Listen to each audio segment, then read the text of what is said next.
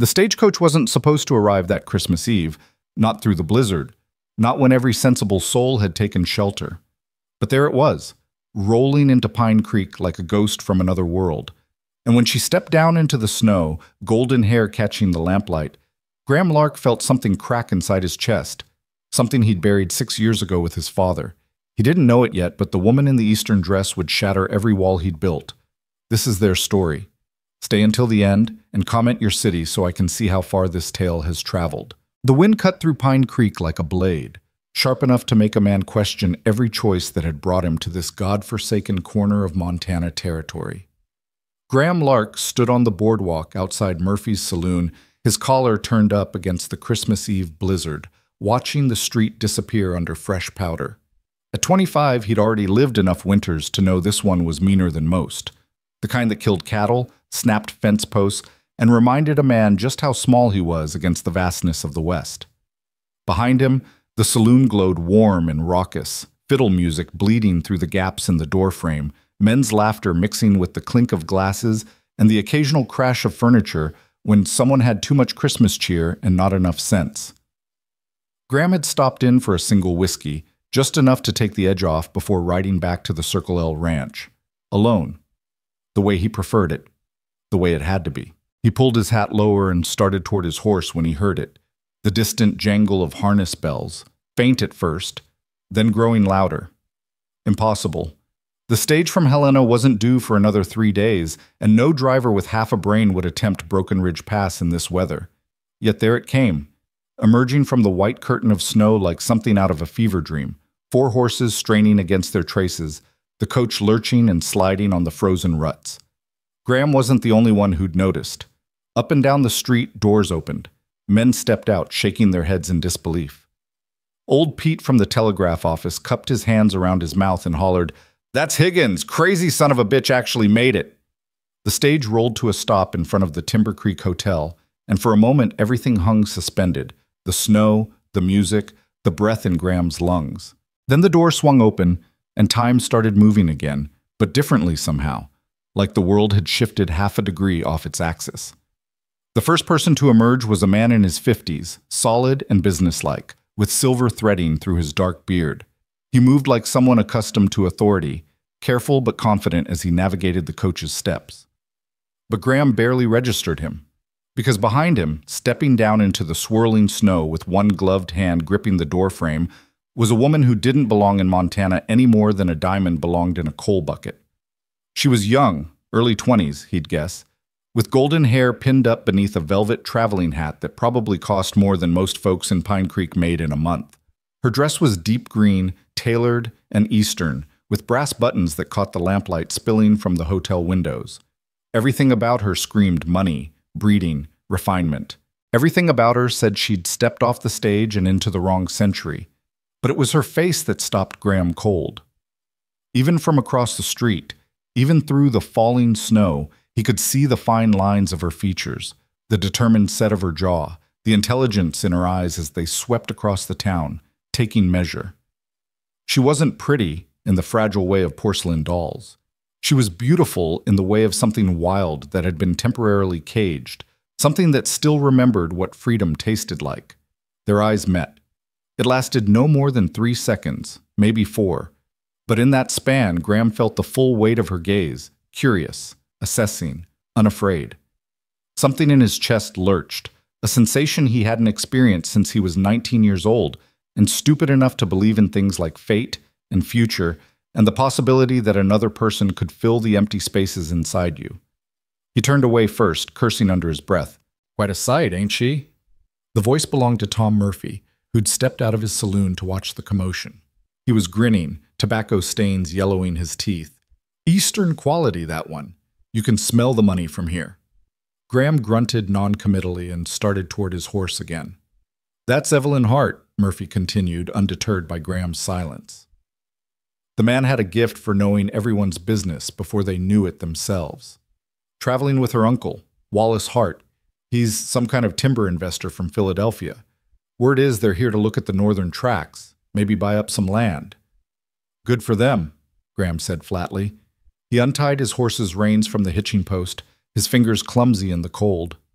Heard they're staying through the new year. Shame you're such a hermit, Lark. Woman like that might what? Graham turned, and something in his expression made Murphy take a half step back. Might want to waste her time on a dirt-poor rancher? Might stick around long enough to see what Montana winters do to delicate eastern flowers? He swung up into the saddle, the leather creaking beneath him. She'll be gone before the week's out. They always are. He didn't wait for Murphy's reply. He urged his horse forward, past the hotel, past the warm glow of the windows where he could see the hearts being greeted by Gerald Foster, the hotel owner, past the false promise of Christmas cheer and human connection. Back toward the 6 miles of frozen trail that separated him from the Circle L, from the empty house his father had built, from the life he'd constructed out of necessity and stubbornness, and the determination never to need anyone again. The wind howled across the open country, and Graham welcomed it. Cold was honest. Cold didn't pretend to be something it wasn't. Cold didn't make promises it couldn't keep. But as his horse picked its way through the drifts, he couldn't shake the image of golden hair catching lamplight, of eyes that had seen straight through him in the space of a heartbeat. By the time he reached the ranch, his beard was crusted with ice, and he'd convinced himself he was being a fool. She was just a woman, a pampered, privileged woman who'd be on the first stage out of Pine Creek the moment she realized what the West really was. Not some romantic adventure from a dime novel, but a grinding test of endurance that broke the weak and hardened the strong into something barely human. The Circle L sat in a shallow valley, protected on 3 sides by ponderosa pines that his father had refused to cut. The ranch house was solid but spare, 2 rooms and a loft, built to withstand weather, not impress visitors. The barn was larger and in better repair. Priorities. Out here, animals mattered more than comfort. Graham stabled his horse, forked out hay, checked the dozen head of cattle huddled in the lee of the barn. Then he walked through the snow to the dark house, his boots the only sound in the vast silence. Inside, he lit a single lamp and built up the fire, his movements automatic from 6 years of practice. The room was clean but austere. A table, 2 chairs, a shelf of books his mother had loved and his father had tolerated. No decorations, no wreath on the door, no acknowledgement that tomorrow was anything but another day closer to spring. Christmas had died the year his father did. Graham poured himself a generous whiskey and sat at the table staring at the fire. Outside, the wind tested the walls, seeking weaknesses. Finding none, it moved on, disappointed. He thought about the woman, Evelyn, Murphy had called her, and felt a flicker of something dangerous, curiosity maybe, or worse, interest. He crushed it ruthlessly. He'd learned his lesson about beautiful things that didn't belong in Montana. His mother had been one, a school teacher from Boston who'd fallen in love with his father's promises of adventure and wide-open spaces. She'd lasted 8 years before the loneliness and the cold and the endless work had worn her down to nothing.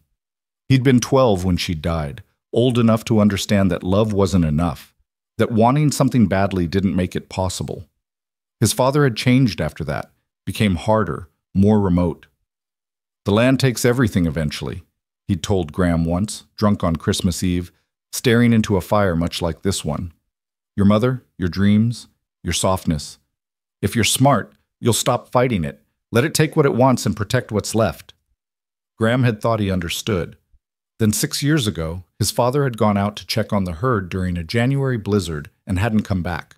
They'd found him 3 days later, frozen solid, 100 yards from the barn. He'd gotten turned around in the whiteout, died within shouting distance of home. After that, Graham had stopped pretending the West was anything but a beautiful, merciless enemy. He'd rebuilt the herd, repaired the fences, kept the ranch running through sheer stubbornness. He'd stopped going to town except when necessary. He'd stopped letting people get close. He'd stopped believing in Christmas miracles or second chances, or the idea that another person could be anything but a liability in a place where weakness meant death. It had worked. He'd survived. He'd even prospered, in his own small way. The Circle L wouldn't make anyone rich, but it was his, free and clear, and he owed nothing to any man. The price was loneliness so complete it had become a kind of companion, reliable in its constancy. Graham finished his whiskey and went to bed, expecting to forget Evelyn Hart by morning. He didn't. Christmas morning dawned clear and cold. The kind of day that made the snow sparkle like crushed diamonds and hurt your eyes to look at too long. Graham was mending tack in the barn when he heard the sound of hoofbeats crunching through the snow.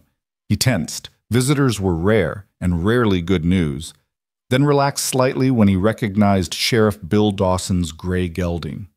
The sheriff was a good man, fair and competent, one of the few people in Pine Creek Graham respected, but his arrival on Christmas morning could only mean trouble. "Morning, Graham." Dawson dismounted stiffly, his breath fogging in the frigid air. "Merry Christmas." "Bill?" Graham set aside the bridle he'd been working on. "What brings you out?" "A favor to ask, actually." Dawson stomped his feet, trying to restore circulation. "You know those timber investors who came in last night?" Graham's hands stilled. "I saw them. Wallace Hart and his niece. They need someone to guide them up to the northern tracks. Hart wants to see the land before he commits to buying. Problem is, Higgins, the stage driver, is laid up with a fever. Doctor says it's not serious, but he's in no shape to make the trip, and nobody else in town knows those trails like you do. There's plenty of men who could—" "No." Dawson's voice was firm. "There's men who think they know the backcountry, and there's you. The difference matters when you're talking about a 2-day trip into the high country with a storm possibly coming in. Hart's offering good money, and frankly, Graham, I'd sleep better knowing someone competent was looking after them." Graham wanted to refuse.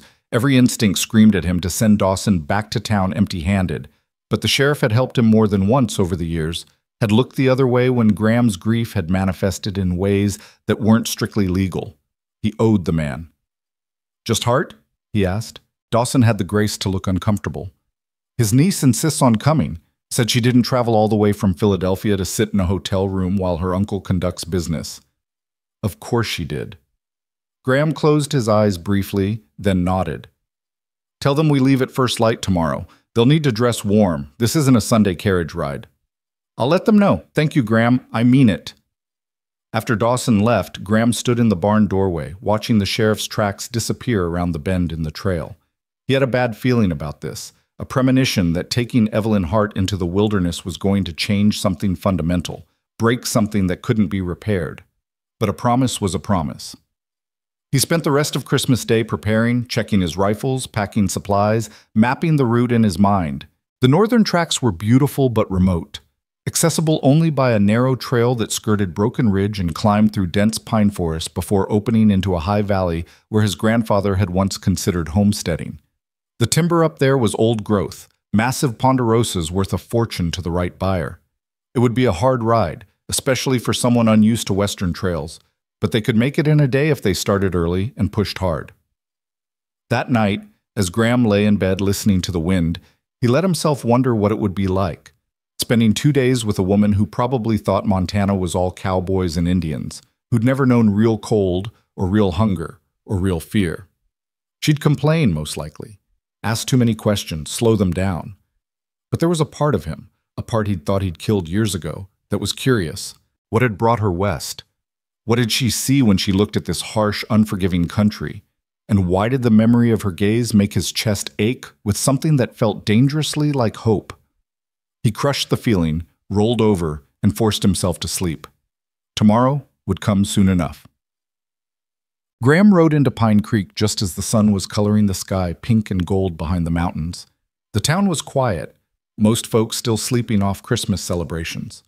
Only the hotel showed signs of life, smoke rising from the chimney, lamplight in the windows.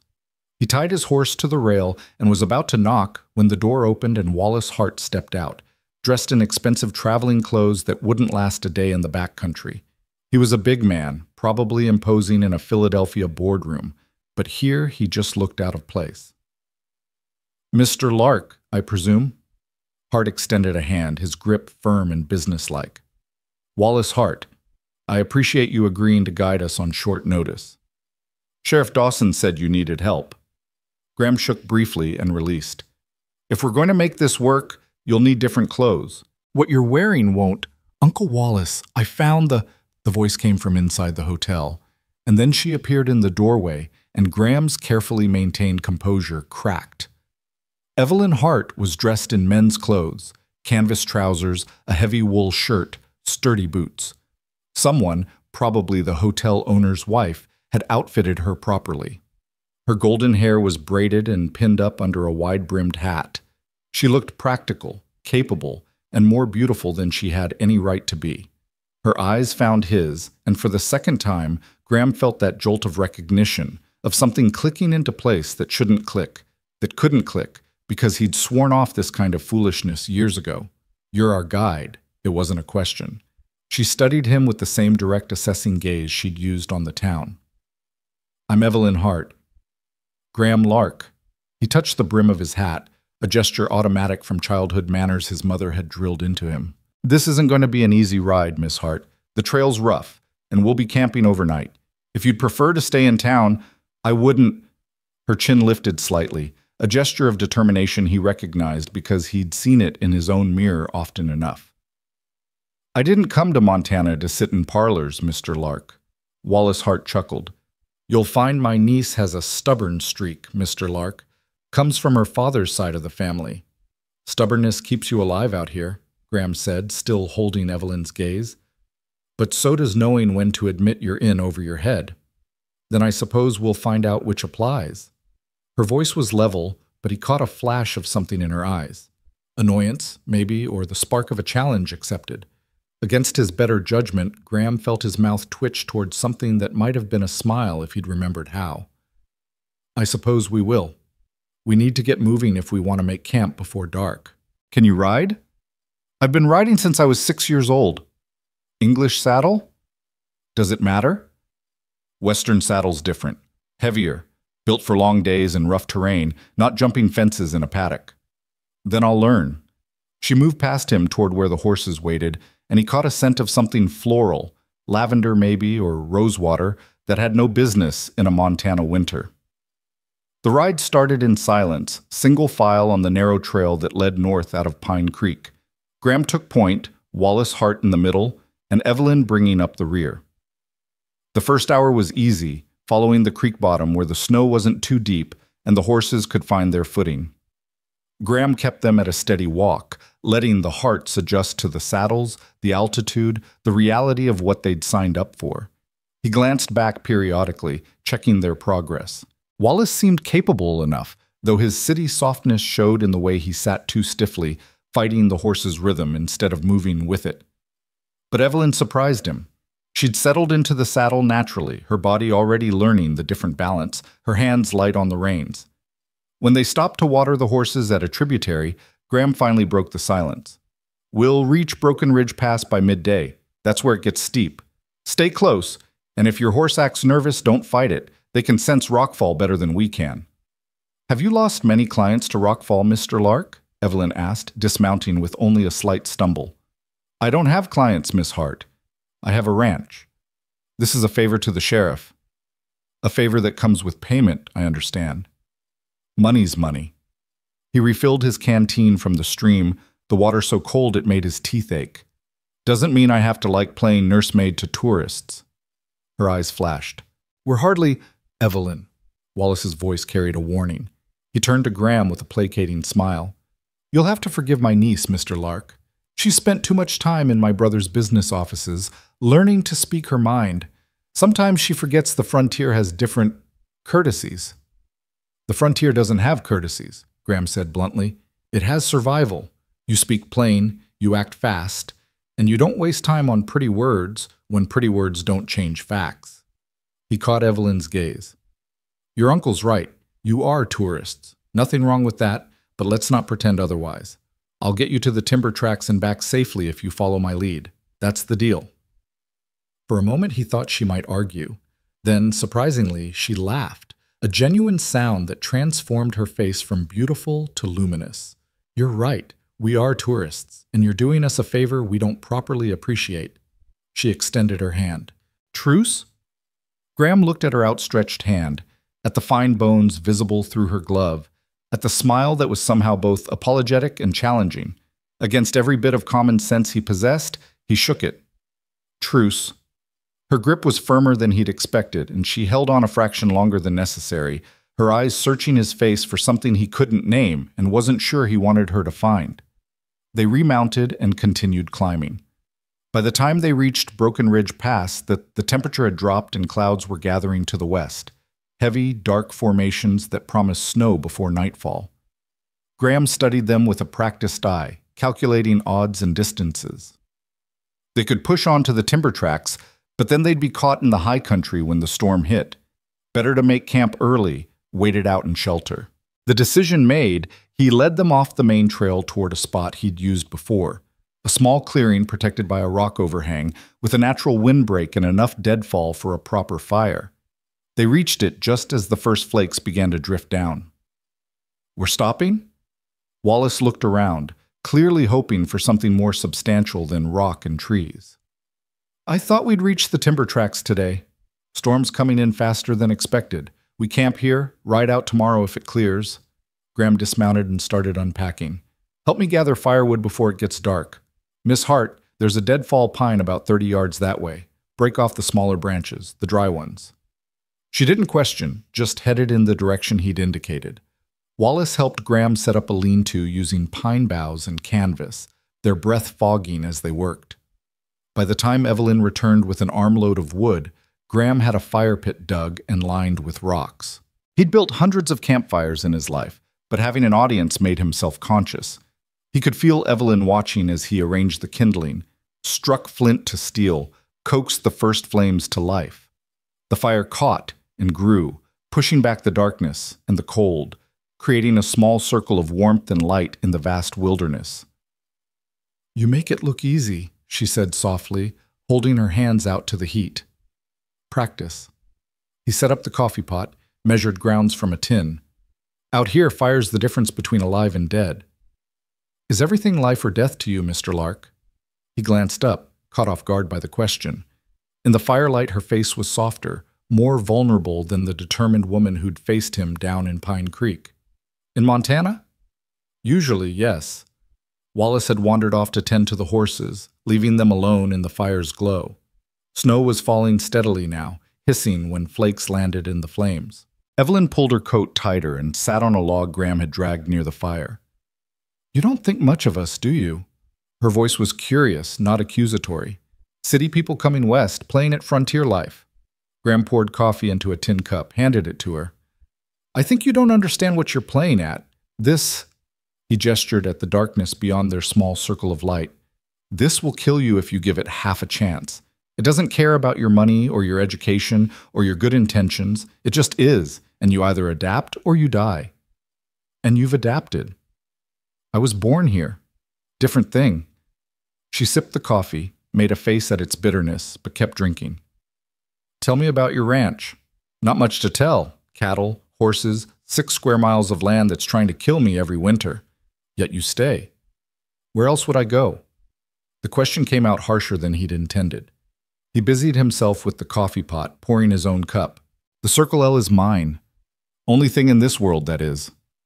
"That sounds lonely." "Loneliness doesn't kill you. Dependency does." The words hung between them, stark and revealing. He'd said too much, exposed too much. He turned away, checking the horses, giving himself an excuse to leave the fire's intimacy. But her voice followed him into the darkness. "What happened to make you think that?" He didn't answer, couldn't answer, because to answer would be to excavate the graves of his parents, to revisit the Christmas Eves of his childhood when his mother had tried to make their rough cabin feel like a home, to remember his father's slow dissolution after she'd died, to relive the moment he'd found his father's frozen body in the snow. Some stories didn't need telling. When he returned to the fire, Wallace was back, talking business, timber prices, transport costs, the logistics of logging in Montana wilderness. Graham half listened, contributing when asked a direct question, but his attention kept drifting to Evelyn. She'd produced a small leather journal and was sketching something by firelight, her face absorbed in concentration. "What are you drawing?" The question surprised him almost as much as it surprised her. She hesitated, then turned the journal so he could see. It was the campsite, the fire, the lean-to, the horses standing together in the shadows. But it wasn't just accurate, it was alive somehow, capturing not just what things looked like, but how they felt. "You're good." "Thank you." She closed the journal, tucked it away. "I studied art before, well, before my father decided I'd be more useful in his business offices. Is that why you came west, to escape? Is that why you stay here, to escape? He almost smiled at having his own technique turned on him. Touché, Miss Hart. Evelyn, she corrected. If we're going to be camping together in the wilderness, we might as well dispense with formalities.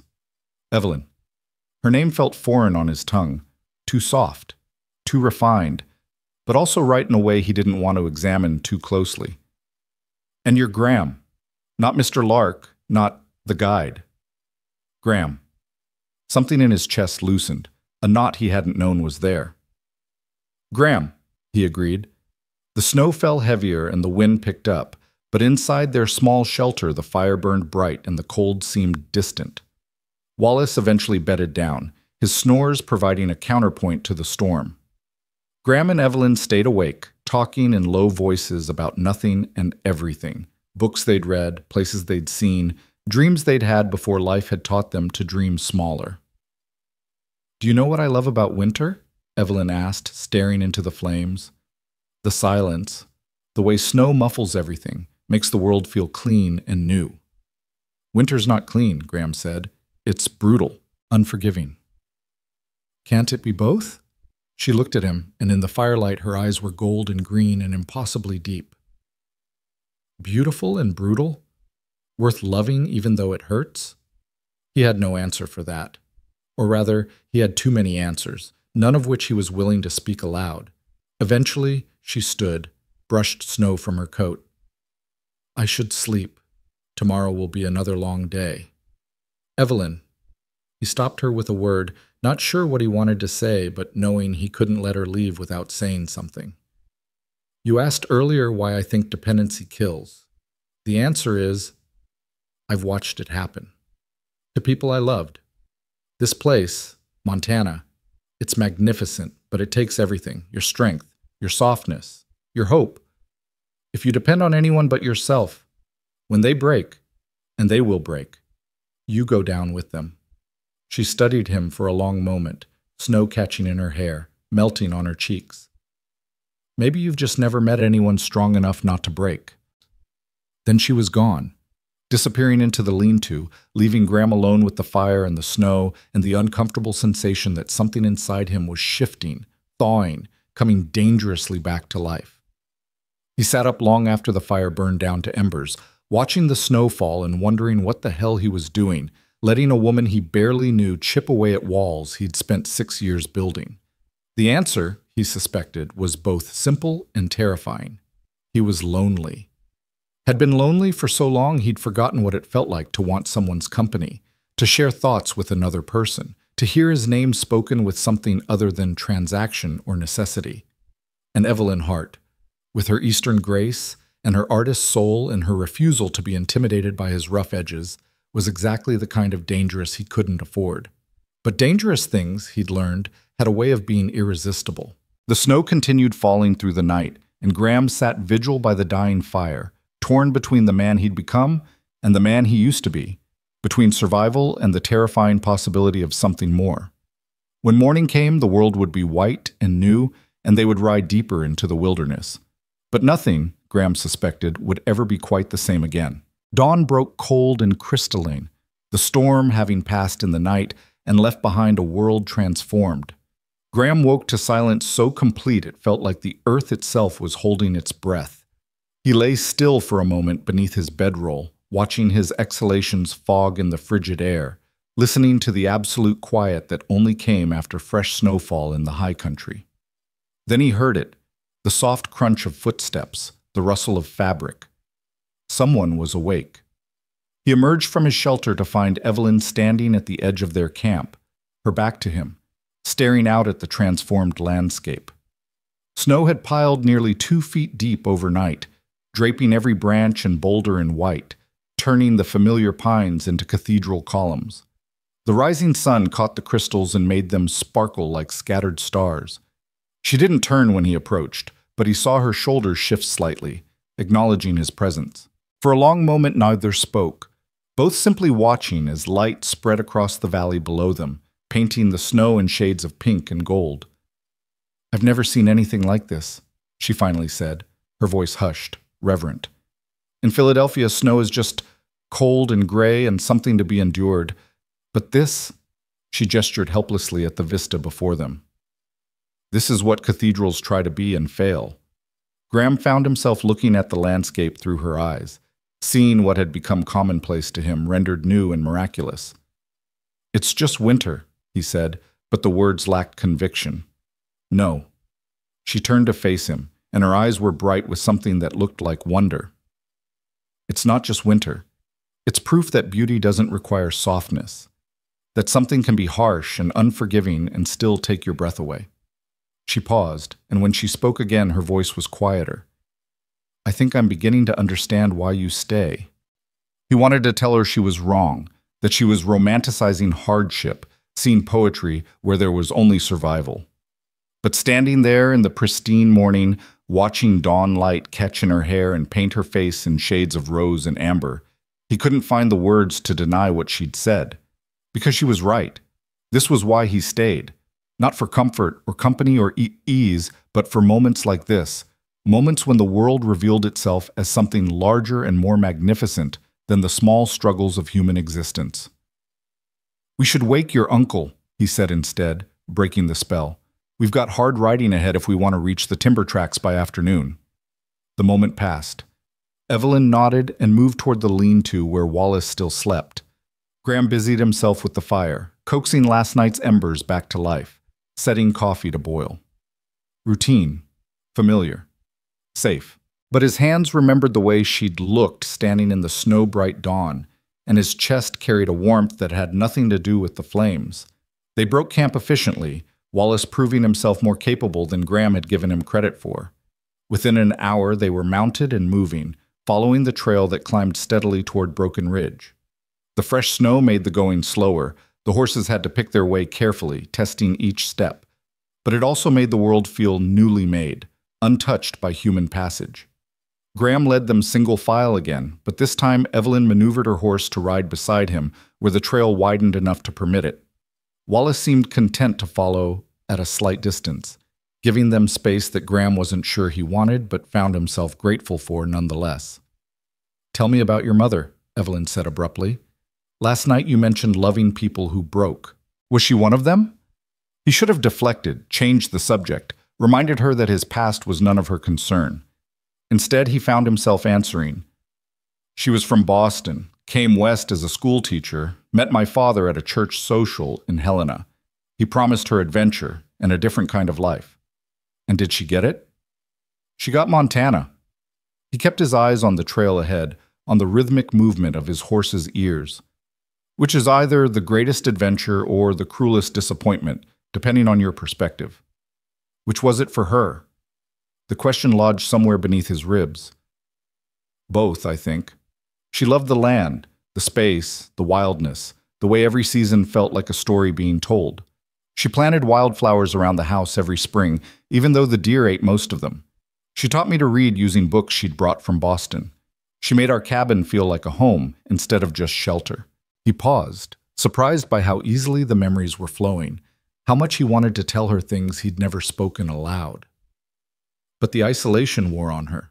The winters, the endless work. Watching her garden freeze, seeing her books get damaged by the moisture, having no one but my father and me for company month after month. By the time I was 12, she'd stopped planting flowers, stopped singing while she worked. She just faded, like she was slowly becoming invisible, even while she was still alive. How did she die? Pneumonia, quick and brutal. One week she had a cough, the next week she was gone. He swallowed against the tightness in his throat. My father never recovered. He kept the ranch running, kept us fed and sheltered, but the part of him that knew how to be human died with her. He taught me everything about surviving in Montana, but nothing about living. Evelyn was quiet for a long time, and Graham thought maybe he'd said too much, exposed too much vulnerability to someone who'd be gone from his life within days. Then her gloved hand reached across the space between their horses and briefly touched his arm. I'm sorry, she said simply. No platitudes, no empty reassurances that time healed all wounds, or that his mother was in a better place. Just acknowledgement, sincere and sufficient. It was a long time ago. Grief doesn't care about time. She pulled her hand back, but the warmth of that brief contact lingered. My mother died when I was 16. Cholera epidemic. One day she was teaching me how to arrange flowers for a dinner party. 3 days later I was wearing black and learning that some absences never stop hurting. I'm sorry, he echoed, and meant it. So here we are, she said with a sad smile. Two people shaped by loss, riding through the most beautiful desolation I've ever seen. It's almost poetic. Poetry doesn't keep you warm. No, but it gives you a reason to want to be warm. She looked at him directly, and there was challenge in her gaze. You've built your whole life around surviving, Graham, but survival isn't the same as living. In Montana, it has to be. Does it? Or is that just what you've told yourself so long you've started believing it? Before he could respond, Wallace called out from behind them. How much farther to the timber tracks? Graham seized the interruption gratefully. Another 2 hours if the trail stays clear. We'll be climbing pretty steep for the next mile, then it levels out into the valley where the old growth is. They rode in silence after that, Evelyn dropping back to ride alongside her uncle, leaving Graham alone with his thoughts and the uncomfortable sensation that she'd seen through every defense he'd carefully constructed over the past 6 years. The trail narrowed and steepened, forcing them back into single file as they climbed toward the ridge. The horses strained against the grade, their breath coming in visible clouds. Graham's gelding was sure-footed, used to mountain trails, but he kept glancing back to check on the others. Wallace's mount was struggling slightly, and he had to admit a grudging respect for the older man's determination. But it was Evelyn who surprised him most. She moved with her horse instead of fighting it, leaning forward over the pommel on the steepest parts, giving the animal its head when it needed to pick its own path. She'd told the truth about being a rider. She just hadn't mentioned she was a good one. They crested the ridge just before noon, and Graham pulled up to let the horses breathe. Below them, the valley spread out like something from a painting. Thousands of acres of old-growth ponderosa, their massive trunks dark against the snow, their crowns green and full even in winter. It was timber worth a fortune, trees that had been growing since before the first trappers had come west. My God, Wallace breathed, dismounting to get a better view. I'd heard the descriptions, but this is extraordinary. Graham watched the older man's face transform with calculation and ambition, saw dollars and board feet and profit margins replacing whatever appreciation for natural beauty might have briefly flickered there. It was a look he'd seen before, on the faces of men who saw Montana as a resource to be extracted rather than a place to be respected. But Evelyn's expression was different. She stood slightly apart, her eyes moving across the valley with something that looked like mourning. How old are these trees? 300 years, some of them, maybe more. Graham moved to stand beside her. They were here before Montana was a territory, before there was a United States. And my uncle wants to cut them down. It wasn't a question, but he answered anyway. That's why we're here. She turned to face him, and her eyes held an accusation he hadn't expected. You could have refused to guide us, could have left us in Pine Creek without showing us this place. Would that have stopped him? Or would he have just hired someone else, someone less careful, someone who might have gotten you both killed on the trail? So you're complicit out of pragmatism. The words stung because they were true.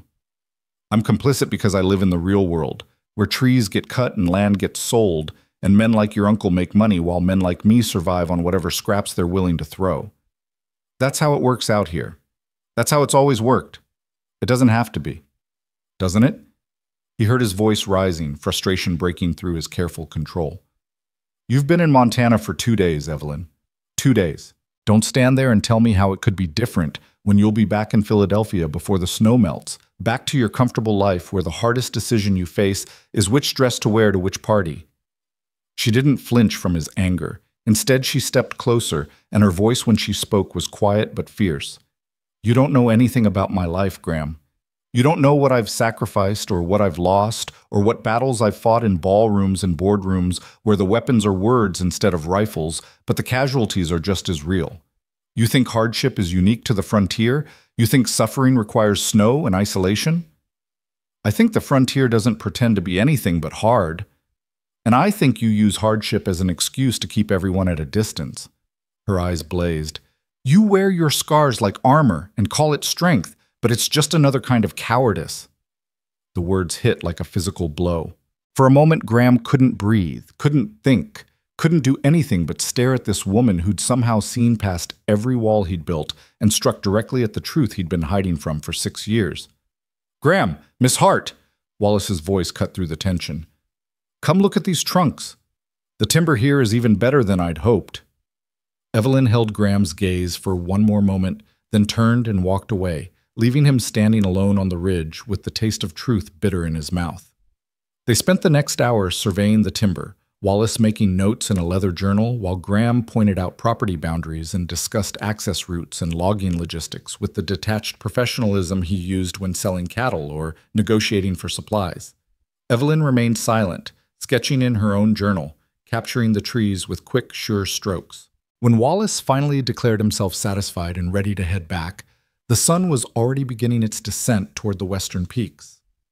Graham calculated distances and light and made a decision. "We're not going back the way we came." Wallace looked up from his notes. "Why not?" "There's a line cabin about 2 hours northwest of here. It's closer than retracing our route, and there's another storm coming in tonight." He pointed to the clouds building on the horizon, dark and heavy with snow. "We push for the cabin, spend the night there, then make for Pine Creek in the morning. It's a longer overall route, but safer." "A cabin?" Evelyn spoke for the first time in an hour. "Whose?" "Mine, technically. My grandfather built it when he was exploring this area, before he settled on the Circle L site. I use it sometimes when I'm checking traps or hunting in the high country." "How rustic are we talking?" Wallace asked, practical concerns overriding any romanticism. "4 walls, a roof, a fireplace, better than canvas in a blizzard." The decision made, they mounted and headed northwest, following a trail that was more suggestion than path, marked by Graham's memory more than any physical indicators. The clouds moved faster than he'd anticipated, and within an hour the light had gone gray and flat, the temperature dropping noticeably. They were still 30 minutes from the cabin when they heard it, a deep rumble that seemed to come from everywhere and nowhere at once, a sound that made Graham's blood freeze even as his training took over. "Ride!" he shouted, spurring his horse forward even as he reached back to grab Evelyn's reins. "Now, northwest, toward those rocks!" "What?" Wallace started to ask, but the rumble became a roar, and then Graham saw it. High up on the ridge they'd just descended, the snow was moving, sliding, gathering speed and mass as it cascaded down the mountain. Avalanche. Time compressed and expanded simultaneously. Graham's world narrowed to essentials: the distance to safety, the speed of the approaching wall of snow, the terror in Evelyn's eyes as she realized what was happening. He couldn't reach Wallace, who was too far back, but he kept his grip on Evelyn's reins and drove both horses forward with desperate urgency. "The outcrop!" he screamed over the growing thunder. Get behind the outcrop!" The snow hit the valley floor behind them with a sound like mountains collapsing. Graham felt the shockwave, felt his horse stumble and nearly fall, felt Evelyn's mount crash into his as they scrambled for the shelter of a massive boulder that jutted from the hillside like a ship's prow. They made it with seconds to spare. The avalanche roared past, a river of white death that would have buried them, smothered them, erased them from existence as thoroughly as if they'd never been born. Graham threw himself from his saddle and pulled Evelyn down with him, covering her body with his as debris and snow dust rained down around them. Then, as suddenly as it had begun, it was over. The roar faded to echoes, then to silence. The world stopped moving. Graham raised his head, coughing from the snow dust coating his lungs, and his first coherent thought was, "Evelyn." He pulled back to look at her, his hands frantically checking for injuries. "Are you hurt? Evelyn, are you hurt?" She was white-faced with shock but shook her head. I'm fine, but Uncle Wallace..." They both turned to look back at where Wallace had been, and Graham's heart sank. The trail was gone, buried under 15 feet of snow and debris. Trees had been snapped like matchsticks. Boulders the size of wagons had been tossed like pebbles. "Wallace!" Evelyn screamed, trying to stand, but Graham held her back. "Wait, listen." They both froze, straining for any sound over the settling debris. For a long moment there was nothing, and Graham felt sick certainty building in his gut. Then, Faint but clear came a voice. "Here! I'm here!" Graham was already moving, climbing over the snowfield, testing each step for stability. "Keep talking," he shouted. "Follow my voice." "I'm stuck." The horse fell, but I'm clear of the slide path. It took 20 minutes that felt like 20 hours, but finally Graham spotted movement, Wallace's arm waving from behind a cluster of pines that had somehow survived the avalanche's edge. The older man was shaken but uninjured, his horse standing wide-eyed but sound about 10 yards away. "Christ," Wallace said when Graham reached him. When I saw it coming." "Don't think about it."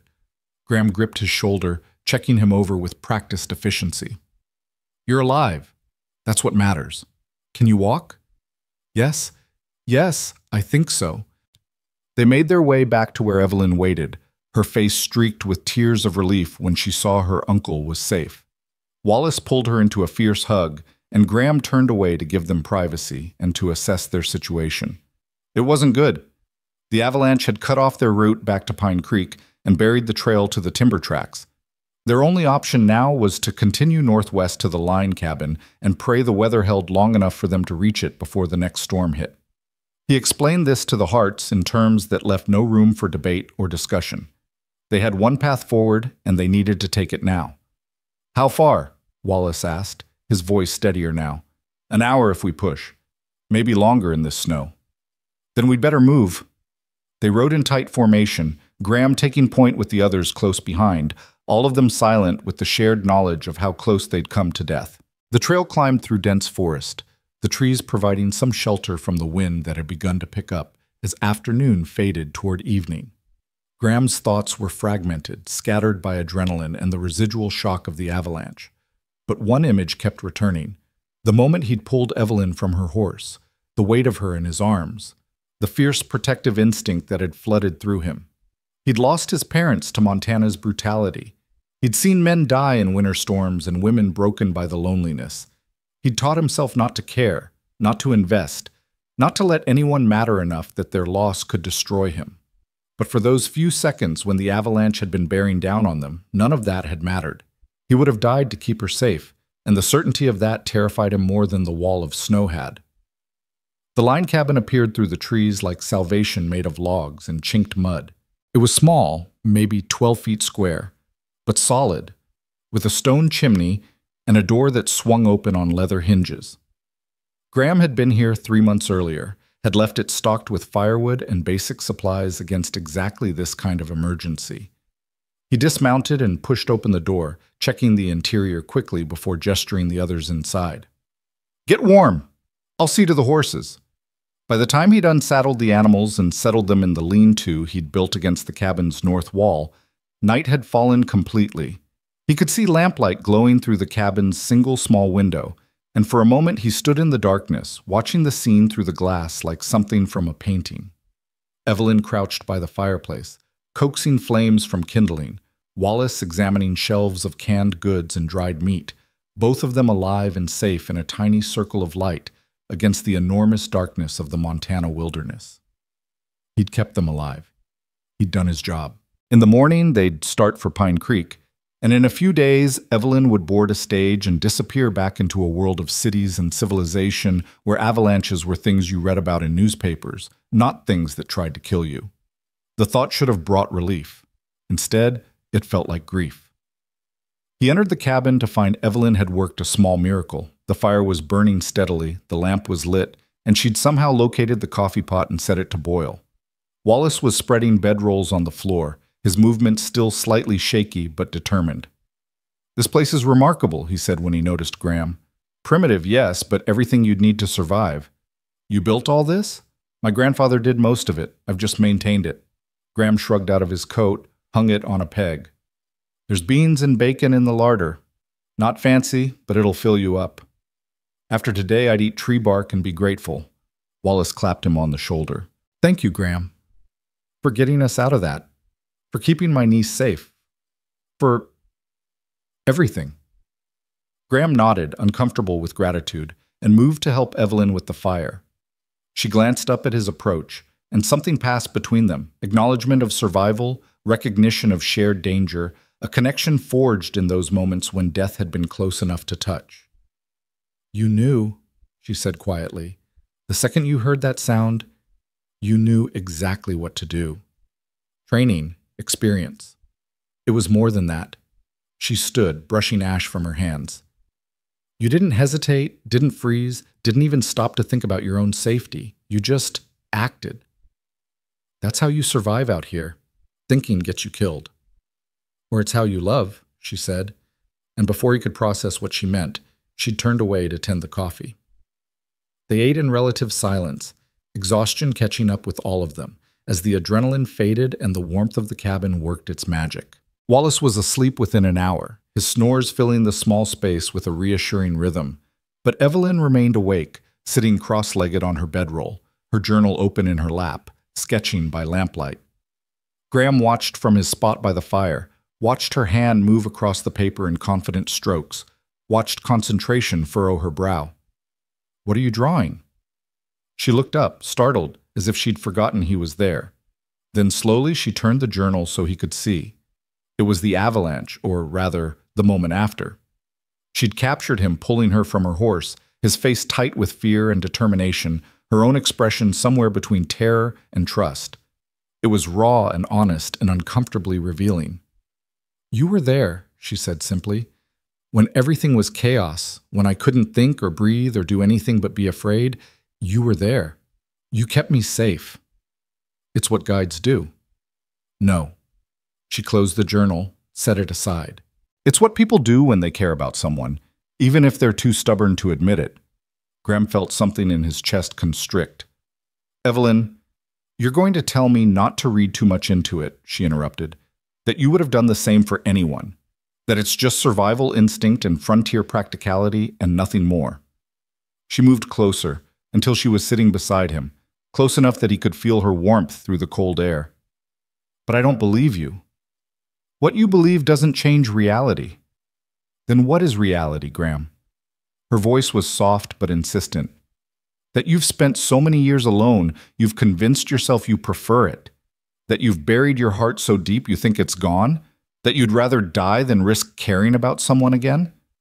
"Yes." The word came out harsh, desperate. "Because caring means losing. It always means losing. My mother cared, and Montana killed her. My father cared, and he spent his last years as a ghost. I watched them both fade away, and I swore I'd never—" He stopped, breathing hard, shocked by how much he'd revealed. Evelyn didn't touch him, didn't try to comfort him with empty platitudes. She just sat there, present and real and unbearably patient, waiting until his breathing steadied and he could look at her again. "I'm not your mother," she said finally. "I'm not fragile or delicate or unprepared for hardship. I've survived things that would break most people. The death of my mother, the casual cruelty of Philadelphia society, 5 years working in a business that treats women as decorative objects instead of human beings with minds and dreams and worth." Her eyes held his, refusing to let him look away. "I came west because I was suffocating, Graham. Because I needed to know if there was more to life than pretty prisons and polite suffocation." "And is there?" "I don't know yet." She smiled, sad and hopeful at once. "But I think I'm starting to find out." Outside, the wind rose to a howl, testing the cabin's walls, seeking entry. But inside, the fire burned steady, and the darkness kept its distance, and Graham sat with a woman who'd somehow slipped past every defense he'd spent 6 years constructing.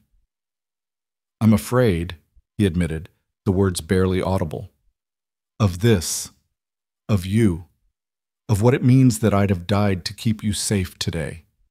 "I know." She finally did reach out then, her hand finding his in the firelight, her fingers threading through his with a rightness that terrified him. "I'm afraid too. But I think maybe courage isn't the absence of fear. It's choosing something despite the fear." He looked down at their joined hands, at the way her pale fingers contrasted with his weathered skin, at the simple miracle of human connection he'd denied himself for so long. Then he looked up and met her eyes, and in them he saw everything he'd lost and everything he might yet find if he could just be brave enough to reach for it. "Stay," he said, the word escaping before he could stop it. "When this is over, when your uncle's business is done, don't go back to Philadelphia. Stay. Stay. Surprise flickered across her face, followed by something that looked like joy, but then both faded into something more complex. Graham, forget I said it. He pulled his hand away, stood abruptly, putting distance between them. It's late. We should sleep. Long ride tomorrow. Graham, wait. But he'd already moved to his bedroll on the far side of the cabin, turning his back, closing himself off, because the alternative, staying, talking, risking even more vulnerability, was more than he could bear. He heard her sigh, heard the rustle as she settled into her own blankets, heard the lamp being extinguished. Darkness filled the cabin, broken only by the fire's dying glow. But he couldn't sleep. He lay awake listening to her breathing, to Wallace's snores, to the wind attacking the walls, and thought about the moment when the avalanche had been bearing down on them. The crystalline clarity of that instant, when every calculation had reduced to a single imperative. Save her. Nothing else had mattered. Not his carefully constructed isolation, not his determination to need no one, not his belief that caring was weakness. In that moment, he would have given everything to keep her safe. And the terrifying truth was, he still would. Somewhere in the darkness, Evelyn spoke. I heard you, you know. What you said before you tried to take it back. Graham didn't respond, didn't move, barely breathed. And for what it's worth, she continued, her voice soft but clear, part of me wants to say yes, wants to stay and see what might grow between us in this beautiful, brutal place. She paused. But I need you to understand something. I won't stay for a man who won't let himself love me.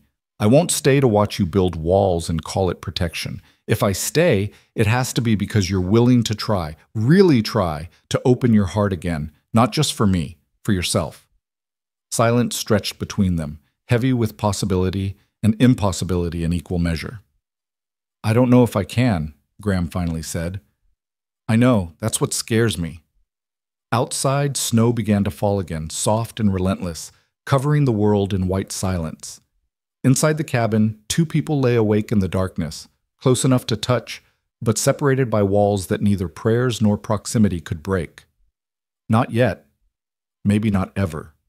But the question had been asked, and in the asking, something fundamental had shifted. The avalanche hadn't killed them, but it had broken something loose, some frozen part of Graham's heart that had begun, against all his intentions, to thaw. Whether that would lead to growth or devastation remained to be seen. The fire burned down to embers, and eventually, exhaustion claimed them both. But even in sleep, Graham's hand remained outstretched across the small distance between his bedroll and hers, fingers reaching for something he couldn't name and didn't dare believe in. Tomorrow, they would ride for Pine Creek. Tomorrow, reality would reassert itself with all its complications and impossibilities. Tomorrow, the choice he'd offered and she'd complicated would need to be addressed. But for tonight, there was only the cabin, the snow, and the fragile, impossible hope that maybe, just maybe, two broken people might find a way to be whole together. Morning came too soon, and not soon enough. Graham woke to gray light filtering through the cabin's single window, and the sound of Evelyn moving quietly near the fireplace, coaxing the banked coals back to life. He watched her through half-closed eyes, this woman who'd somehow become essential to him in the space of 3 days, and felt the full weight of what he'd asked her last night settle on his chest like a stone. Stay. The single word hung in his mind, both plea and promise, both hope and terror. He'd meant it when he'd said it, but in the cold light of morning, the impossibility of what he was asking became clearer. What could he offer her? A hard life on a struggling ranch, winters that would test her spirit, isolation that would grind away at her cultured soul. He'd be asking her to choose the same fate his mother had chosen, and he'd watched how that story ended. Evelyn glanced over and caught him watching. Something passed across her face, recognition, maybe, or resignation, before she looked away and focused on the coffee pot. Morning, she said, her voice carefully neutral. I thought I'd let you and Uncle Wallace sleep a bit longer. The storm passed, but it's cold enough out there to freeze words before they leave your mouth. Graham sat up, the bedroll falling away, cold air hitting his skin and clearing the last fog of sleep. Wallace was still snoring softly on the far side of the cabin, oblivious to the tension crackling between his guide and his niece. We should head out soon as we can, Graham said, standing and moving to the window. Outside, the world was white and still, unmarred by tracks or movement, beautiful and deadly in equal measure. There's a pass about 2 hours south that should still be clear. We can make Pine Creek by nightfall if we don't run into trouble. And what are the odds of that? Not running into trouble? Evelyn handed him a tin cup of coffee, their fingers brushing in the exchange. Neither acknowledged the contact, but neither pulled away quickly. In Montana, about even odds on any given day. He sipped the coffee, grateful for its bitter heat. But we've got experience on our side now. You handled yourself well yesterday. Better than most would have. I was terrified. Courage isn't the absence of fear, he said, echoing her words from the night before. It's choosing something despite the fear. Her eyes met his, and for a moment the careful neutrality cracked, revealing something raw and uncertain underneath. Graham, about what you said last night, forget it. The words came out harsher than he'd intended. I spoke out of turn. The avalanche, the danger, it made me say things I shouldn't have. You've got a life in Philadelphia, responsibilities. It was unfair of me to ask you to give that up. That's not what I was going to say. Then what were you going to say? But before she could answer, Wallace stirred and sat up, groaning as his stiff muscles protested. Good Lord, I feel like I've been trampled by a herd of cattle. Is that coffee I smell? The moment shattered. Evelyn turned away to pour her uncle a cup, and Graham moved to gather his gear, and the conversation they needed to have dissolved into the mundane necessities of breaking camp and preparing to ride. Within the hour, they were mounted and moving south, following a trail that switched back down through pine forest toward the lower valleys. The morning was crystalline and brutal, the kind of cold that turned breath to ice crystals and made every exposed inch of skin ache. But the sky was clear and the wind had died, and Graham knew they'd make good time if nothing went wrong. They rode in silence at first, single file on the narrow trail, each lost in their own thoughts. Graham's mind kept circling back to Evelyn, to the question he'd asked and the answer she hadn't given. Part of him wanted to press, to know where he stood, to force a resolution one way or another. But another part, the part that had kept him alive and functional for 6 years, warned him to leave it alone, to let her return to Philadelphia and let this brief, impossible connection fade into memory. But memory, he was learning, was a poor substitute for presence. They stopped at noon to rest the horses and eat cold biscuits and jerky from Graham's supplies. Wallace wandered off to take in the view. They'd emerged from the forest onto a ridge that overlooked miles of snow-covered valleys and distant peaks.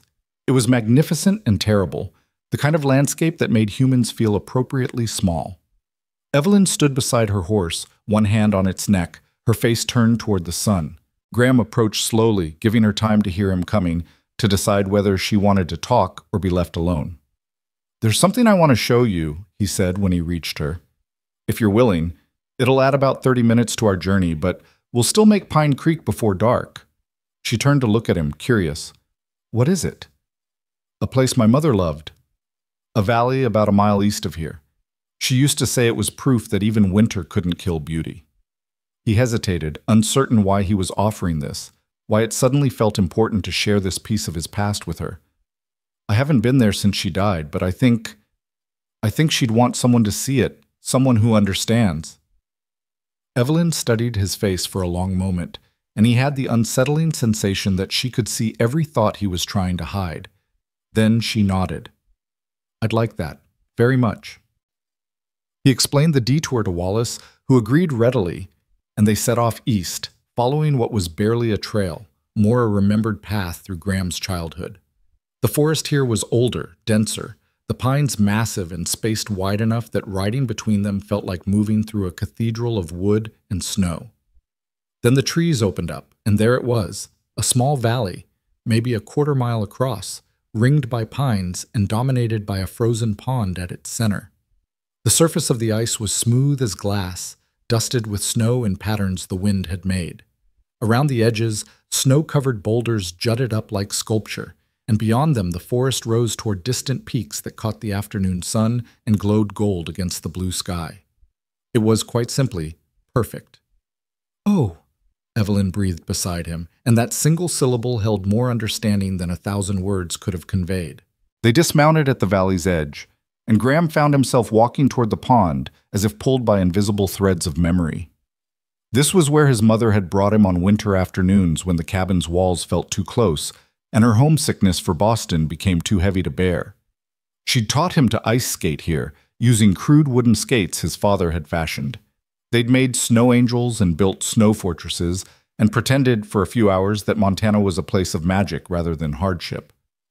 She was happy here, he said, not realizing he'd spoken aloud until Evelyn responded.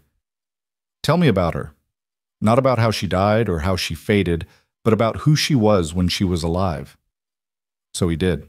Standing at the edge of the frozen pond with the winter sun painting everything gold, he told Evelyn about his mother, about her laugh that had sounded like music, about the way she'd sung while she worked, about her determination to bring culture and refinement to a place that had little use for either. He told her about the books she'd read to him, the lessons she'd taught, the dreams she'd shared about the kind of man she hoped he'd become. She wanted me to be strong but not hard, he said. To be capable of surviving but not at the cost of my humanity. I think she'd be disappointed in what I've become. I don't think so. Evelyn moved closer until they were standing shoulder to shoulder, both staring out at the valley. I think she'd understand that you did what you had to do to survive, but I also think she'd want you to know that surviving isn't enough anymore, that you've proven you can endure, and now it's time to learn how to live again. And how do I do that? You start by accepting that caring about someone doesn't make you weak. It makes you human. She turned to face him, and her eyes were fierce with conviction. You start by understanding that love isn't a weakness to be avoided, but a risk worth taking. And you start by believing that maybe, just maybe, you deserve to be happy. I asked you to stay, he said, the words escaping before he could reconsider. Last night, in the cabin, I asked you to stay in Montana to give up your life in Philadelphia, and you started to answer, but we were interrupted. I need to know, Evelyn. I need to know what you were going to say. She was quiet for so long he thought she might not answer. Then she reached up and touched his face, her gloved fingers tracing the line of his jaw with a tenderness that made his chest ache. I was going to say yes, she said softly. Despite every rational thought in my head, despite not knowing you for more than 3 days, despite the impossibility and the insanity of it all, I was going to say, yes, I'll stay. Hope flared in Graham's chest, brilliant and terrifying. Was. I need to know something first. Her hand dropped away, but her eyes held his. Are you asking me to stay because you care about me? Or because you're lonely? Are you asking me to be your partner, or just someone to fill the empty spaces in your house and your life? I don't know. The honesty cost him, but he owed her truth. I don't know how to separate those things anymore. I've been alone so long that caring and needing have gotten tangled up together. But I know that when I'm with you, the world feels less harsh. I know that when that avalanche came down, the only thing I could think was that I couldn't let you die. I know that the thought of you leaving feels like losing something I didn't know I needed until I found it. That's not the same as love. No, he agreed. But maybe it's the beginning of love. Maybe it's what's left after you've forgotten how to feel anything at all, and someone comes along and reminds you that you're still capable of it. A single tear tracked down her cheek, freezing in the cold air. I won't be your mother, Graham. I won't fade away while you watch and do nothing. If I stay, if we try this, you have to promise me that you'll fight for us, that you won't retreat into silence and self-protection the first time things get hard, that you'll let me in, really in, even when it scares you. I can't promise I'll be good at it. I'm not asking for good. I'm asking for willing. He looked at her standing there in the borrowed men's clothes, with snow in her hair and frost on her eyelashes, and saw not fragility, but strength. Saw not a delicate eastern flower that would wilt in Montana's harsh climate, but a woman who'd survived her own trials and emerged with her spirit intact. Saw not someone who needed his protection, but someone who could stand beside him as an equal. I'm willing, he said, and meant it with every fiber of his being. I'm willing to try. She smiled then, radiant despite the tears, and closed the distance between them. When she kissed him, it was soft and tentative and flavored with salt and cold and promise. Graham stood frozen for half a heartbeat, shocked by the simple miracle of human contact after so many years of isolation. Then his arms came up and pulled her closer, and he kissed her back with all the desperate hope and terrified longing he'd been holding at bay. When they finally pulled apart, both breathing hard, Wallace's voice drifted across the valley. "I hate to interrupt what appears to be a significant moment, but it's getting colder, and I'd very much like to reach town before my extremities freeze solid." They broke apart, laughing, and Graham realized he was laughing, actually laughing, for the first time in longer than he could remember. Evelyn's hand found his and squeezed, and they walked back to their horses together, their joined hands visible proof that something fundamental had changed. The ride to Pine Creek took on a different quality after the valley. Where before there had been tension and unspoken questions, now there was a fragile understanding, an agreement to try. Graham found himself pointing out landmarks to Evelyn. The ridge where he'd shot his first elk, the meadow where spring wildflowers would bloom in impossible profusion, the creek where he'd learned to fish as a boy. He was sharing his Montana with her, trusting her with the landscape that had shaped him. And she received it all with the same attention she'd given the Timber Valley, seeing not just scenery, but story, understanding that every rock and tree held memory and meaning. They reached Pine Creek just as the sun was setting, painting the town in shades of orange and gold. The sight of the familiar buildings should have brought relief, but instead Graham felt a twist of anxiety. Here, in civilization such as it was, reality would reassert itself. Wallace would conduct his business. Evelyn would have time to reconsider her impulsive decision. The spell of the wilderness would break, and she'd remember all the reasons why staying in Montana was impossible. But as they rode down the main street toward the hotel, Evelyn's hand reached across the gap between their horses and brushed his arm. When he looked over, she was smiling, and the fear in his chest eased slightly. Maybe. Just maybe. They stopped in front of the hotel, where Gerald Foster emerged to greet them, his face showing relief at their safe return. "Thank God. We'd heard about the avalanche up near Broken Ridge. When you didn't come back yesterday, we feared the worst." "We took shelter in the line cabin," Graham explained, dismounting and helping Evelyn down. Her legs were unsteady after hours in the saddle, and she gripped his arms for balance, her face so close to his he could see the flecks of gold in her green eyes. "Well, you're safe now, and that's what matters." Foster gestured toward the hotel. "Come in, warm yourselves. I'll have Martha draw baths and prepare supper." Wallace headed inside immediately, clearly eager for the comforts of civilization, but Evelyn lingered on the boardwalk, and Graham found himself reluctant to leave her. There was something unfinished between them, some acknowledgement that needed to be made. "I should get these horses to the livery," he said, not moving, "and I should go inside, wash off 3 days of trail dust." She didn't move either. They stood there in the gathering dusk, the space between them charged with possibility and uncertainty. Finally, Evelyn spoke. "Will I see you tomorrow?" "If you want to." "I want to." She hesitated, then added, "We need to talk. Really talk. About what staying here would mean, about logistics and reality and all the things we've been avoiding." "I know." He did know, and the knowing terrified him, because talking meant confronting all the reasons why this was impossible, why a wealthy woman from Philadelphia had no business throwing her life away on a Montana rancher. "Morning. I could come by after I finish at the livery. Morning would be good." She reached up and touched his cheek again, the gesture already becoming familiar. "Thank you, Graham, for showing me your mother's valley, for sharing that with me. Thank you for understanding why I needed to." She smiled and turned to go, then paused at the hotel door. "Oh, and Graham? For what it's worth, I think your mother would be proud of the man you've become. Proud that you survived, and proud that you're finally willing to try to do more than just survive."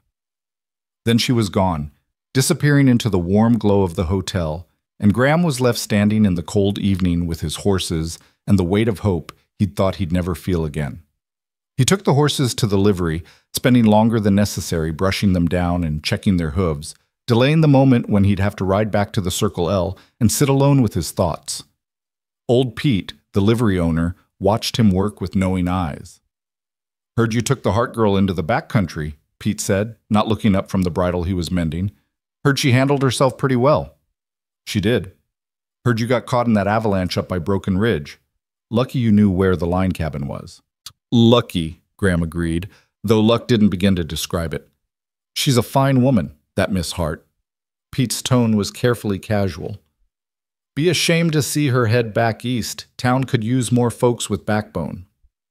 Graham knew what Pete was really asking, knew the old man was one of the few people in Pine Creek who actually gave a damn what happened to him. Maybe she won't go back. Pete's hand stilled on the bridle. That's so. Maybe. Well, Pete set aside his work and looked at Graham directly.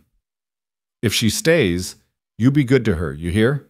Don't let Montana make you cruel. There's enough cruelty in this world without adding to it. I'll try. That's all any of us can do. Pete picked up his work again. Your daddy tried, you know, after your mama passed. He tried real hard to keep going, to be there for you. But grief is a heavy burden, and sometimes a man can't carry it and still function. Don't judge him too harshly. Graham felt his throat tighten. I don't. Good.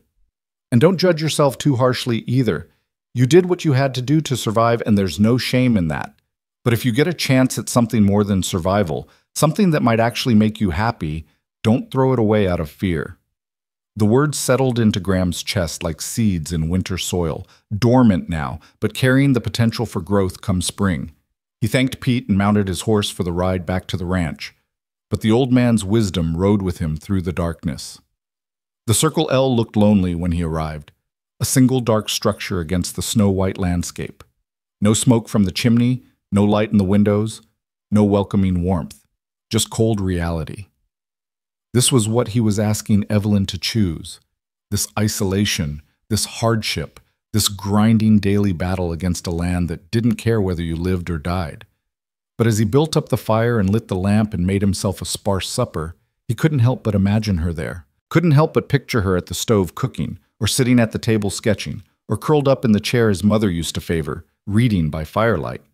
The house would feel different with her in it, feel less like a shelter and more like a home. The question was whether she'd still feel the same way after a month, a year, a decade of Montana winters. Whether the romance of the frontier would survive contact with its brutal reality. Whether love, if that's what this was, would be enough to sustain her when the loneliness and the cold and the endless work wore away at her spirit. He'd watched it happen to his mother. He couldn't bear to watch it happen to Evelyn. But then he remembered her face when she'd seen the Timber Valley, the wonder and the mourning mixed together. Remembered her determination on the trail, the way she'd adjusted to the saddle and the cold without complaint. Remembered her standing in the avalanche's aftermath, shaken but unbroken. And he thought maybe, just maybe, she was stronger than he was giving her credit for. Maybe she was strong enough to choose this life with full knowledge of what it would cost. Or maybe he was being a selfish fool, and love, if that's what this was just another name for selfishness. Graham spent a restless night wrestling with these thoughts, and when dawn finally came, he was no closer to answers. He did his morning chores mechanically, fed the cattle, checked the water, repaired a section of fence that had come loose in the wind. Physical work that occupied his hands and gave his mind space to circle endlessly around the same questions. By mid-morning, he could delay no longer. He saddled his horse and rode into Pine Creek, his heart beating harder with each mile that passed. What would she say? Had the cold light of morning changed her mind? Had Wallace talked sense into her, reminded her of all she'd be giving up? The hotel dining room was quiet when he arrived, most of the breakfast crowd already dispersed to their various labors. But Evelyn was there, sitting by the window with a cup of tea, her journal open on the table before her. She'd changed into a proper dress, deep blue with cream lace at the collar, and her hair was pinned up in the Eastern style. She looked beautiful and refined and utterly out of place, and Graham's courage almost failed him. Then she looked up and saw him, and her face transformed with a smile that made his chest ache. "You came," she said, standing as he approached. "I wasn't sure you would." "I said I would." "I know, but I also know you spent the night second-guessing everything, convincing yourself this was impossible." Her eyes searched his face. "Am I wrong?" "No," he admitted. "You're not wrong." "Good, because I spent the night doing the same thing, and I think we need to have the conversation we've been avoiding. The one where we're honest about all the very good reasons why this is a terrible idea. She gestured to the seat across from her. Sit. Let's talk like adults instead of people caught up in the romance of surviving danger together. Graham sat, grateful and terrified in equal measure. A server brought coffee without being asked, Martha Foster, who'd known Graham since he was a boy and knew his preferences. She winked at him before disappearing, and he wondered if the entire town was already gossiping about him and the Hart girl. Your uncle? He asked, looking around. Meeting with the land agent about the timber tracts. He'll be gone for hours. She wrapped her hands around her teacup, which gives us time to be completely honest with each other. All right. Graham took a breath. Honestly, I'm terrified. Terrified that you'll stay and regret it. Terrified that Montana will break you the way it broke my mother. Terrified that I'll fail you somehow. That I won't be enough to make up for everything you'd be giving up. Evelyn nodded slowly. And honestly, I'm terrified too. Terrified that I'm making a decision based on emotion rather than reason. Terrified that the romance of the frontier will fade and I'll be left with just the hardship. Terrified that I don't actually know you well enough to be making a life-changing decision. They sat in silence for a moment, the honesty hanging between them like a bridge and a barrier both. So why are we even considering this? Graham asked. If we're both so terrified, why not just acknowledge it was nice while it lasted and go our separate ways? Because, Evelyn said, leaning forward, her eyes intense, despite the terror, despite the rational objections, despite everything that says this is impossible, I don't want to go our separate ways. I want to know what might happen if we're brave enough to try. That's not a plan. That's not even a good reason. No, it's not. She smiled, sad and hopeful. But it's the truth. And I think after everything we've been through, we owe each other truth. Graham wanted to argue, wanted to present all the logical reasons why this couldn't work, but looking at her across the table, at this woman who'd ridden into town 4 days ago and somehow turned his entire world on its axis, he couldn't find the words. What would it look like? He asked instead. If you stayed, practically speaking. I don't know. She pulled her journal toward her, open to a blank page. That's what we need to figure out. Let's start with the obvious questions. Where would I live? The ranch house is small, but there's room. We could add on if needed. And what would I do? I'm not going to be a decorative object, Graham. I need purpose. The ranch needs work, lots of it. Someone to keep the books, handle correspondence, manage supplies, someone to help with the cattle come spring, someone to... He stopped, realizing what he was describing. A partner. Not a wife to be taken care of, but a partner who shares the work. Yes. Her eyes lit up. That's exactly what I mean. Could you accept that? Accept me as an equal, not just someone you're responsible for protecting. I don't know, he said honestly. I've been alone for 6 years. I'm used to making decisions without consulting anyone, to doing things my way. It would be an adjustment. For both of us. She made a note in her journal. What about money? I have some savings, enough to help with improvements to the ranch, but I'd be giving up my position in my father's business, which means giving up that income. The Circle L makes enough to live on. Not luxuriously, but comfortably. We wouldn't starve. Graham felt strange discussing finances with her, but it was necessary. Though winters are lean sometimes, there'd be months where we'd have to be careful. I can be careful. She wrote something else. What about society? Pine Creek isn't Philadelphia. There are no opera houses, no art galleries, no literary salons. No, he agreed. But there are people. Good people, mostly. And there's beauty, if you know where to look for it. Your mother's valley isn't the only place worth seeing. I know. I've seen enough to know that. She looked up from her notes. But would it be enough? 10 years from now? 20? Would I still feel like it was enough? That's what I don't know. I can't answer that for you. I know. She set down her pen. Graham, I need to tell you something about why I came west. I told you I was suffocating in Philadelphia, but it was more than that. I was dying there. Slowly, invisibly, but dying nonetheless. Every day, feeling more like a ghost in my own life. Going through motions that meant nothing, pretending to care about things that didn't matter. She took a shaky breath. When my uncle asked if I wanted to come to Montana, I said yes before he'd finished the question. Not because I knew what I'd find here, but because I knew I couldn't keep living the way I was. So the real question isn't whether Montana will be enough. It's whether I'm strong enough to build a life that matters, in a place that demands everything I have to give. Graham reached across the table and took her hand, the gesture feeling both natural and monumental. You're strong enough. I've seen it. But strength doesn't mean you have to do it alone. If you stay, if we try this, we face it together. The good and the bad, the beauty and the brutality. Together. Together, she repeated, testing the word. Then she laughed, the sound carrying equal parts joy and disbelief. We're really doing this, aren't we?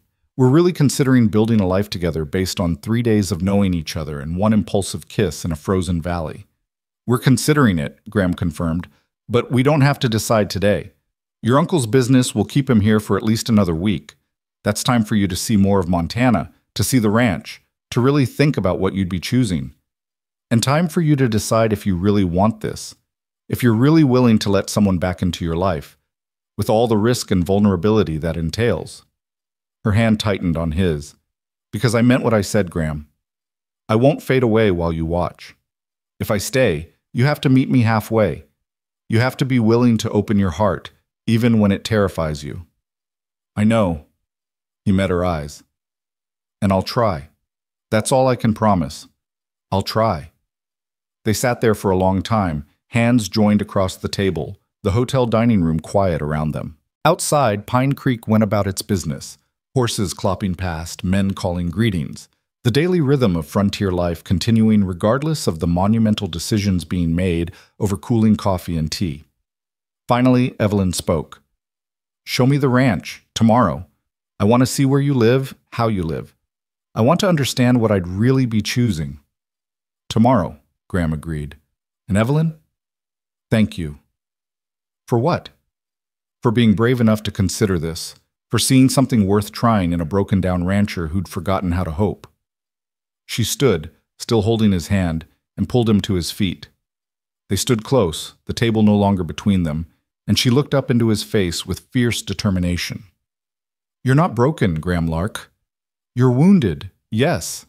Wary, certainly, but not broken. And maybe together we can both learn what it means to be whole.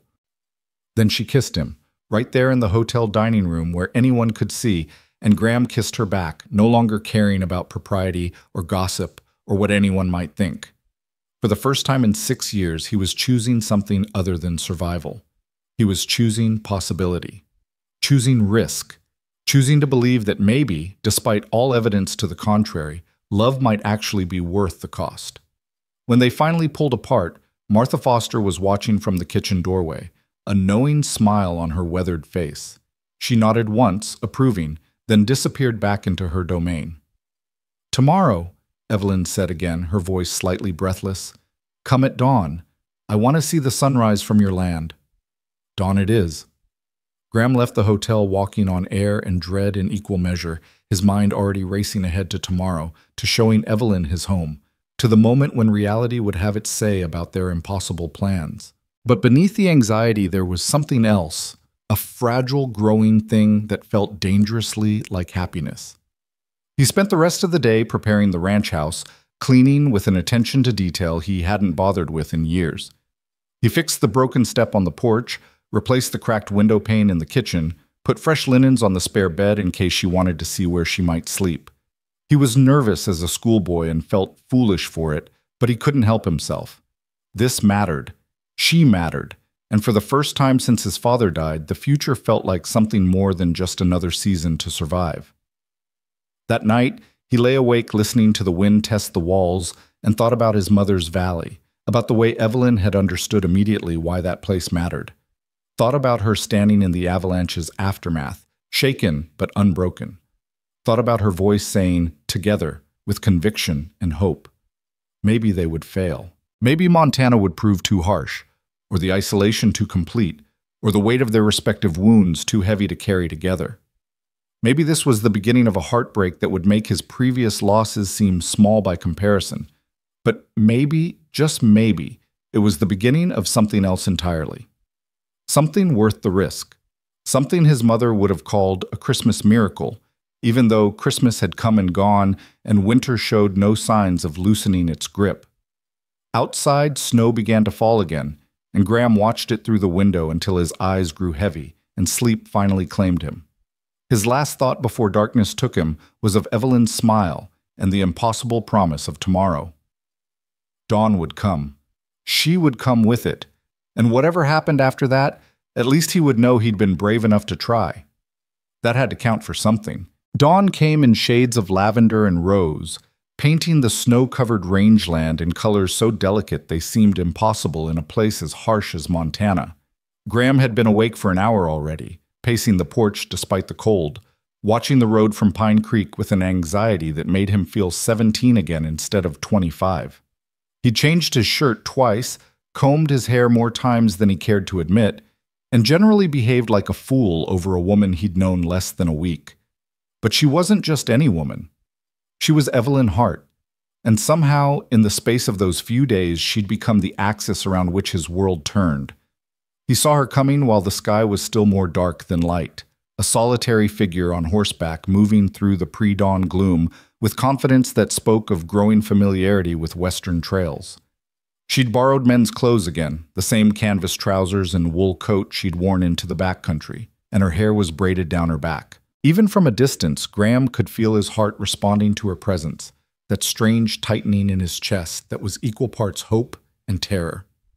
She reached the house just as the sun broke over the eastern peaks, flooding the valley with golden light. Graham stepped down from the porch to help her dismount, and when his hands closed around her waist, he felt the rightness of it, the way their bodies already knew how to move together despite the newness of everything between them. "You came," he said, the words inadequate but all he could manage. "Did you think I wouldn't?" She looked up at him, her face glowing in the sunrise, and smiled. "I told you I wanted to see your land. I meant it." "Come on, then." He took her horse's reins and led both animals toward the barn. "Let me show you the Circle L." He'd planned this out during his sleepless night, had mapped a route that would show her the ranch at its best while being honest about its challenges. They started with the barn, where his dozen head of cattle were already stirring, their breath fogging in the cold morning air. Evelyn moved among them without fear, running her hands over their flanks, asking intelligent questions about breeding and feed and winter survival rates. "They're beautiful," she said, pausing beside a young heifer. "Healthy looking. You take good care of them." "They're my livelihood. Taking care of them is taking care of myself." He showed her the hay stores, the grain bins, the careful systems he'd developed for winter feeding. "It's not much compared to Eastern operations, I know, but it's mine, free and clear. No debts, no obligations." "That matters," she said, and he could tell she understood the pride behind the words, the hard-won independence they represented. From the barn they walked to the house, and Graham felt his nervousness return as he opened the door and gestured her inside. This was it, the reality of what he was offering. A two-room cabin with a loft, spare and functional, nothing like the Philadelphia townhouse where she'd grown up. But Evelyn moved through the space with thoughtful attention, her artist's eye taking in details he'd stopped noticing years ago. The solid craftsmanship of his father's carpentry, the way morning light came through the east window and painted the rough wooden walls in gold. The shelf of his mother's books, still carefully preserved. The fireplace his grandfather had built from river stone. "It's honest," she said finally, turning to face him. "No pretense, no decoration for decoration's sake. Just what's needed to live and nothing more." Is that a good thing or a bad thing? She moved to the bookshelf, running her fingers over the spines. "It's honest," she repeated, "and I've spent too many years in places that valued appearance over substance. This place values substance. I can respect that." She pulled out a volume, his mother's copy of Wordsworth, and opened it carefully. On the flyleaf, in faded ink, was an inscription. "To Margaret, who understands that beauty exists even in wild places. With love, James." "Your father gave this to your mother," Evelyn said softly, "before they married, before she knew what wild places really meant." Graham took the book from her, stared at his father's handwriting. "I used to think it was a lie, that inscription, that he'd tricked her with romantic words and then brought her to a place that killed romance. But now I think maybe he really believed it. Believed that love and poetry could survive out here. Could they? She took the book back, held it like the precious thing it was. Did they survive for your parents? For a while. Maybe longer than I gave them credit for. He moved to the window, looked out at the land that had shaped and scarred him in equal measure. My mother never stopped loving this place. Not entirely. Even at the end, even when the isolation was crushing her, she'd still have moments where she'd look at the mountains or the sky and her face would light up, like she was remembering why she'd chosen this life. And your father? Did he still love her? Until the day he died. Maybe that's why he died. Walked out into that blizzard checking on cattle he could have checked the next morning. I think part of him wanted to follow her, wanted to stop fighting so hard to stay in a world where she didn't exist anymore. Evelyn set the book down and came to stand beside him at the window. Outside, the ranch spread before them. The barn, the corrals, the fenced pastures stretching toward the tree line, the mountains rising beyond like promises or warnings depending on your perspective.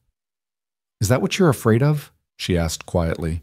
That I'll die and you'll follow? The bluntness of the question should have shocked him, but instead it felt like relief, like someone finally naming the fear that had haunted him for 6 years.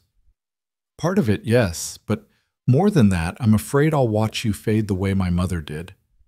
Watch the light go out of your eyes as the winters pile up and the isolation grinds you down.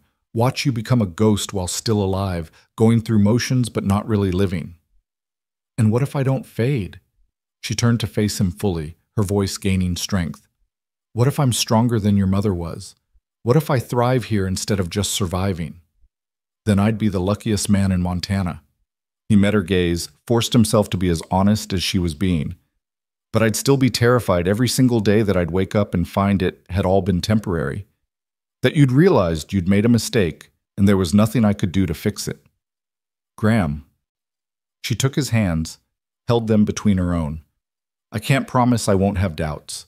I can't promise every day will be easy or that I'll never miss Philadelphia or that this will be some perfect frontier fairy tale. But I can promise that if I make this choice, if I choose to stay, it will be because I've thought it through completely. It won't be impulse or romance or running away from my old life. It will be a conscious decision to build a new life, here, with you. When will you know? The question came out rough, desperate. When will you be sure? I don't know. She squeezed his hands. That's why I'm here. To see everything, understand everything, before I make a choice that will affect the rest of both our lives. He nodded, accepting this even as part of him wanted to demand an answer now, wanted certainty in a situation defined by uncertainty. Then let me show you the rest. They spent the morning riding the property, Graham pointing out boundaries and landmarks, explaining the rhythms of ranch life through the seasons. He showed her where spring runoff created natural irrigation for hay meadows, where winter wind could pile drifts 20 feet high against canyon walls, where his father had died trying to save cattle that weren't worth a man's life. Evelyn absorbed it all in silence, asking occasional questions but mostly just observing, and Graham found himself grateful for her quietness. She wasn't chattering to fill the silence or pretending to understand more than she did. She was simply learning, taking the measure of this place that might become her home. They stopped for lunch at his mother's valley, the same place where they'd kissed the day before. Graham had packed bread and cheese and apples, simple food eaten with cold fingers, but sitting there beside the frozen pond with Evelyn, it felt like the finest meal he'd ever shared. Tell me about the worst, she said, breaking a long, comfortable silence. Not the worst that's already happened, but the worst that could happen. If I stay, if we build a life together, what's the thing that keeps you awake at night? He thought about deflecting, about sparing her the darkness of his thoughts, but she deserved truth. That I'll fail you when you need me most. That there'll be a moment, a medical emergency, a financial crisis, some catastrophe I can't control, and I won't be enough.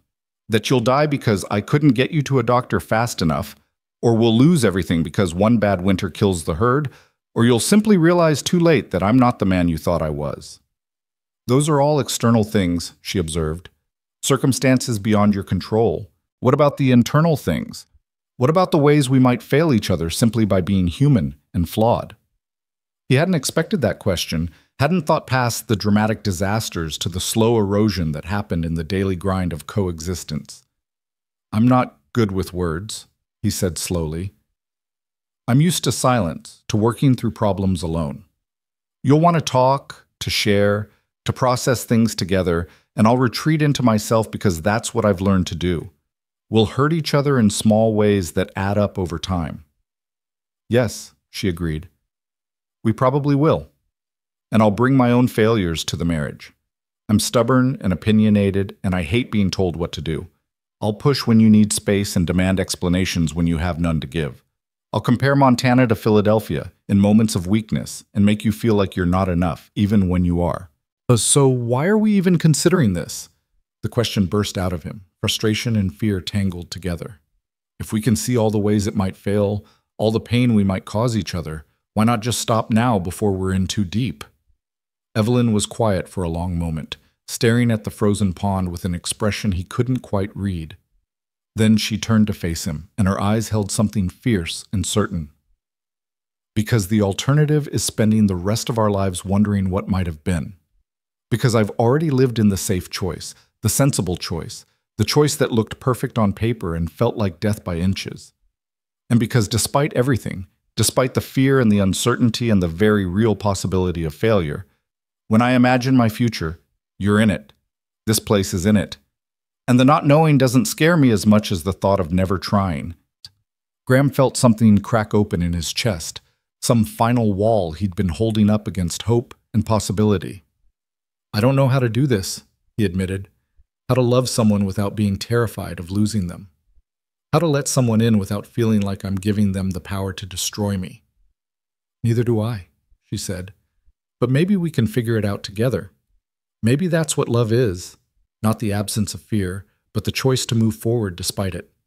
He kissed her then, there beside his mother's frozen pond, and it felt different from their first kiss in the valley. That one had been born of relief and survival and the shock of unexpected connection. This one was a choice, conscious and deliberate, a stepping forward into unknown territory with eyes wide open. When they pulled apart, both breathing hard in the cold air, Graham made a decision. "There's one more place I need to show you, the hardest place." They rode northwest, climbing into the hills beyond the ranch's main pastures. The snow was deeper here, the trees closer together, the trail barely visible. But Graham knew the way by heart. He'd ridden it once a year, every year since his father's death. The grave was simple, just a marker of river stone with his father's name and date scratched into the surface, weathered by 6 years of Montana weather. Beside it, a smaller marker for his mother, even though she was actually buried in the Pine Creek Cemetery. Graham had placed it there so they could be together in this spot his father had loved, a ridge that overlooked the entire valley. Evelyn dismounted and stood before the graves in silence. Graham watched her, waiting for her reaction, needing to see how she responded to this tangible reminder of all the grief and loss that had shaped him. Finally, she spoke. "You come here often." "Once a year, on the anniversary of my father's death." "Why not more often?" "Because it hurts," he said simply. "Because standing here reminds me of everything I lost and everything I'm afraid to lose again." "But you brought me here anyway." "Yes." "Why?" He moved to stand beside her, both of them looking down at the simple markers. "Because if you're going to choose this life, you need to understand all of it, not just the beautiful valleys and the magnificent views, but the graves too, the cost, the price Montana extracts from everyone who tries to make a life here." Evelyn reached down and brushed snow from his mother's marker, her touch gentle and reverent. "Margaret Lark. She was how old when she died?" 36. "The same age I'll be in 10 years.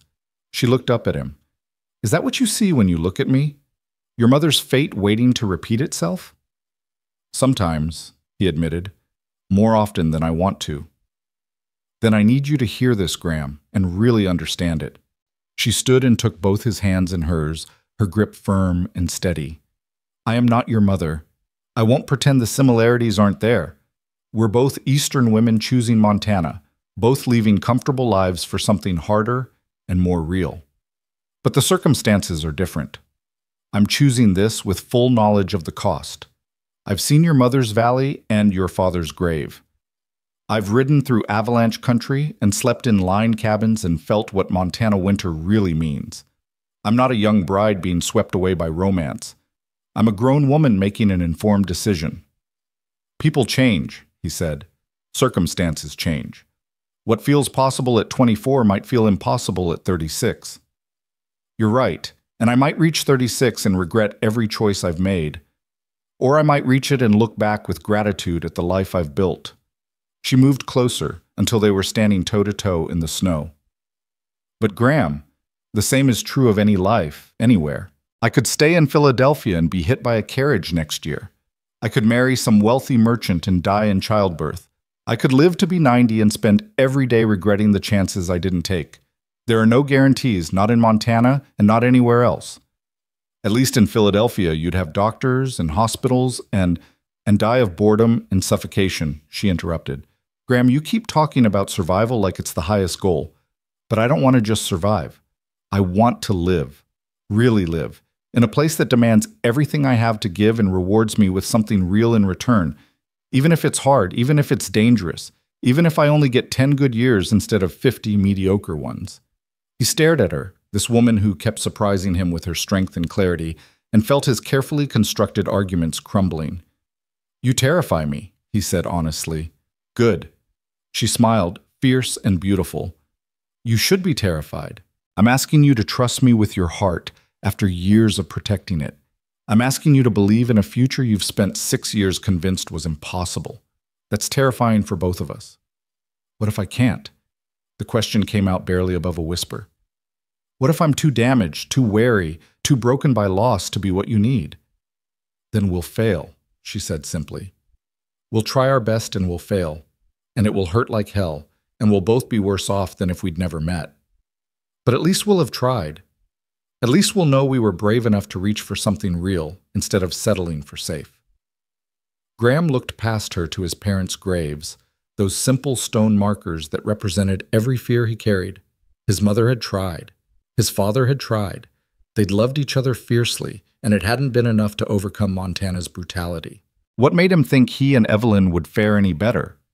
But then he thought about the past few days, about her calm competence on the trail, her determination in the face of the avalanche, her clear-eyed assessment of what life on the Circle L would really mean. She wasn't his mother, fragile and ultimately unprepared despite her best intentions. She was something else entirely, something stronger and more resilient than he'd given her credit for. My mother loved wildflowers, he heard himself saying. Every spring she'd plant them around the house, even though she knew the deer would eat them. My father would tell her she was wasting her time, that Montana wasn't meant for delicate things. But she'd do it anyway, and for a few weeks every May the house would be surrounded by color and beauty. What happened to them? The flowers? After she died, they kept coming back. Turns out some of them had taken root deep enough to survive on their own. They're still there, around the house. I see them every spring, and I think about her, about how she refused to let Montana turn everything gray and colorless. Evelyn understood what he was really saying, could see it in the way her expression softened. She was stronger than you thought. Yes, and I've spent 6 years believing she wasn't, believing Montana killed her when maybe it was just her time. Maybe she would have died at 36 no matter where she lived, and at least this way she got to spend her years somewhere beautiful, somewhere she chose, with someone she loved. Is that what you really believe? Or just what you want to believe? I don't know. He pulled her close, wrapped his arms around her, needing the warmth and solidity of her presence. But I'm starting to think it doesn't matter.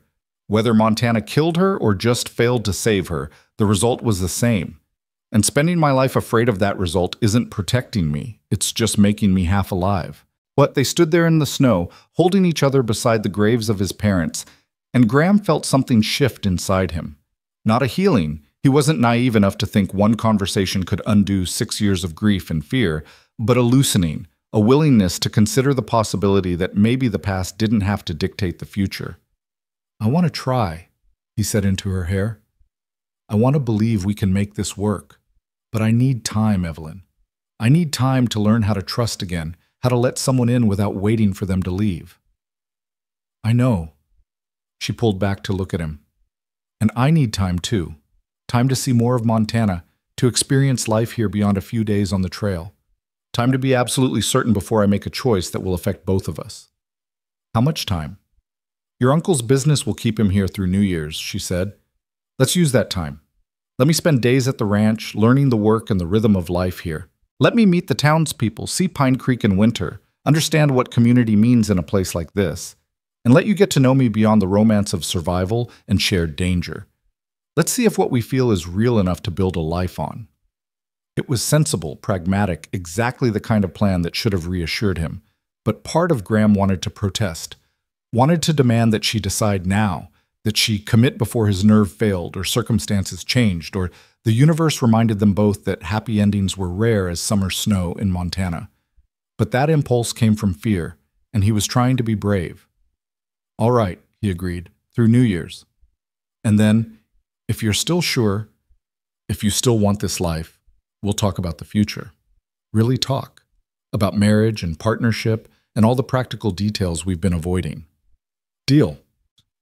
She held out her hand, formal and businesslike, and he shook it, both of them suddenly laughing at the absurdity of sealing such a momentous agreement with a handshake beside a pair of graves. But the laughter felt good, felt like release and possibility. And as they rode back toward the ranch, Graham allowed himself to imagine what the next weeks might look like. Evelyn at the stove, learning to cook on a wood-burning range. Evelyn in the barn, helping with morning chores. Evelyn curled up by the fire at night, sketching or reading while he mended tack. The images came easily, naturally, as if some part of him had already accepted what his conscious mind was still fighting. They reached the house as afternoon shadows were lengthening across the snow.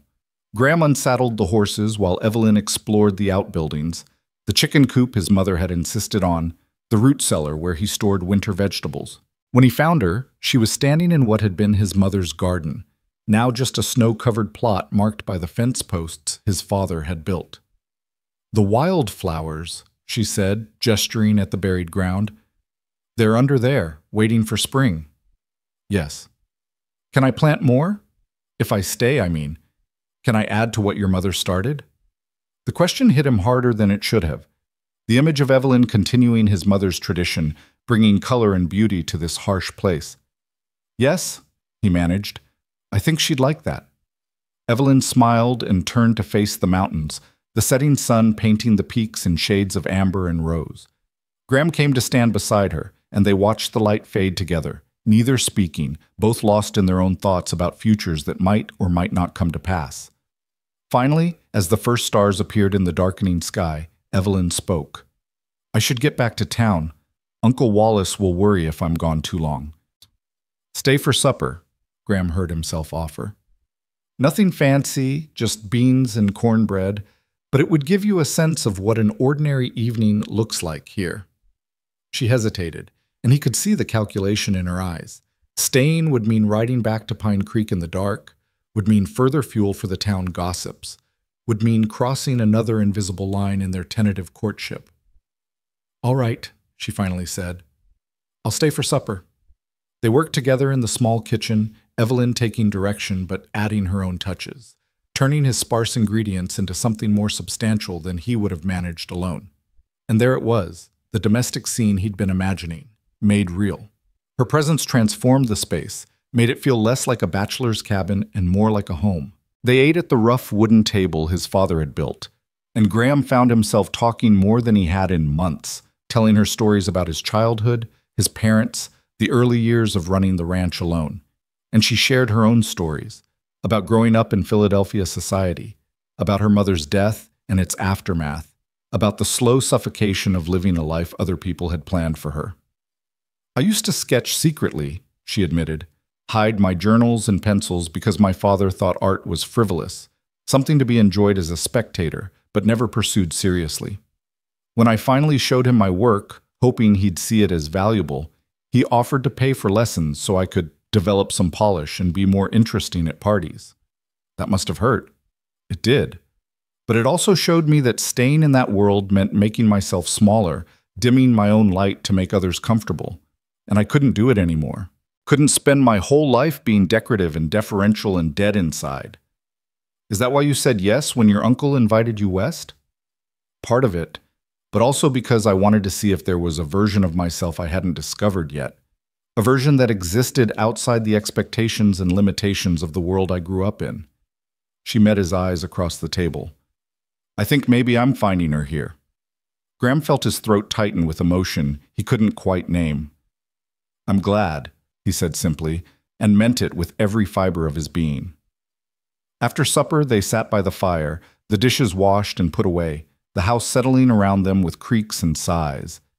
Evelyn had pulled out her journal and was sketching while Graham pretended to read but was actually watching her, mesmerized by the focused intensity on her face as her hand moved across the page. What are you drawing? She turned the journal so he could see. It was the kitchen, captured in quick, confident lines. The wood stove, the table, the window overlooking the darkening valley. But she'd added something that hadn't been there. Flowers in a jar on the table, bringing life and color to the sparse space. Wildflowers, she said, for spring. A reminder that winter doesn't last forever. He couldn't speak past the lump in his throat, so he just nodded, and she went back to her sketching, and they sat in comfortable silence until the fire burned low and the hour grew late. When it was time for her to leave, Graham saddled her horse in his own. I'm riding with you, he said, brooking no argument. You're not traveling alone after dark. They rode through the winter night toward Pine Creek, the stars brilliant overhead, their horses' breath fogging white in the cold. When they reached town, Graham accompanied her all the way to the hotel, helped her dismount, stood with her on the boardwalk in the lamplight. Thank you, she said, for today, for showing me everything, the beautiful and the hard, for trusting me enough to be honest. Thank you for not running when you saw what you'd really be choosing. She laughed softly. The day's not over yet. Give me time to process everything, and I might still come to my senses. If you do, I'll understand. I know you will. That's part of what makes this so hard. She reached up and touched his face, the gesture already familiar. You'd let me go without a fight, wouldn't you? If I decided this was too much, too hard, too impossible. Yes, he admitted, because keeping you here against your will, against your better judgment, would just be repeating my father's mistake. I won't do that to you. What if I want you to fight for me? What if I need to know that you want this badly enough to argue when I have doubts? The question caught him off guard. I don't know how to do both. Let you choose freely and fight for you to stay. They seem like opposite things. Maybe they are, or maybe the real skill is knowing which one is needed when. She smiled up at him. We're going to get this wrong sometimes, Graham. We're going to hurt each other and misunderstand each other and fail each other in ways we can't even anticipate yet. And we need to be okay with that. Need to promise we'll keep trying even when it's messy and difficult. I can promise that, he said. I can promise I'll try, even when I fail. Even when I want to retreat into silence and self-protection. I'll keep trying. Then that's enough. For now, that's enough. She kissed him goodnight there on the hotel boardwalk, and Graham rode back to the Circle L with his heart full of hope and terror in equal measure. The next weeks would tell him whether this fragile, impossible thing between them could survive the test of time and reality. Whether love, if that's what this was, could take root deep enough to weather Montana's storms. He thought about his mother's wildflowers still coming back year after year despite the deer and the drought and the killing frosts. Thought about her refusal to let Montana make everything colorless, her insistence on beauty even when beauty seemed impossible. Maybe that was the lesson he'd been too blind to see. Not that loving in Montana was foolish or doomed, but that it required the same stubborn determination as everything else worth having in this harsh land. The willingness to plant beauty knowing it might not survive, but planting it anyway because the alternative was a world with no color at all. When he reached the ranch, the house felt different than it had that morning.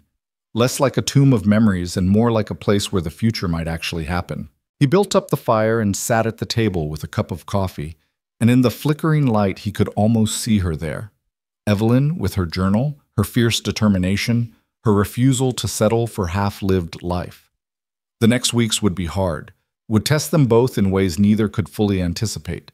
But for the first time in 6 years, Graham Lark was willing to believe that maybe, just maybe, the hardest things were also the things most worth fighting for.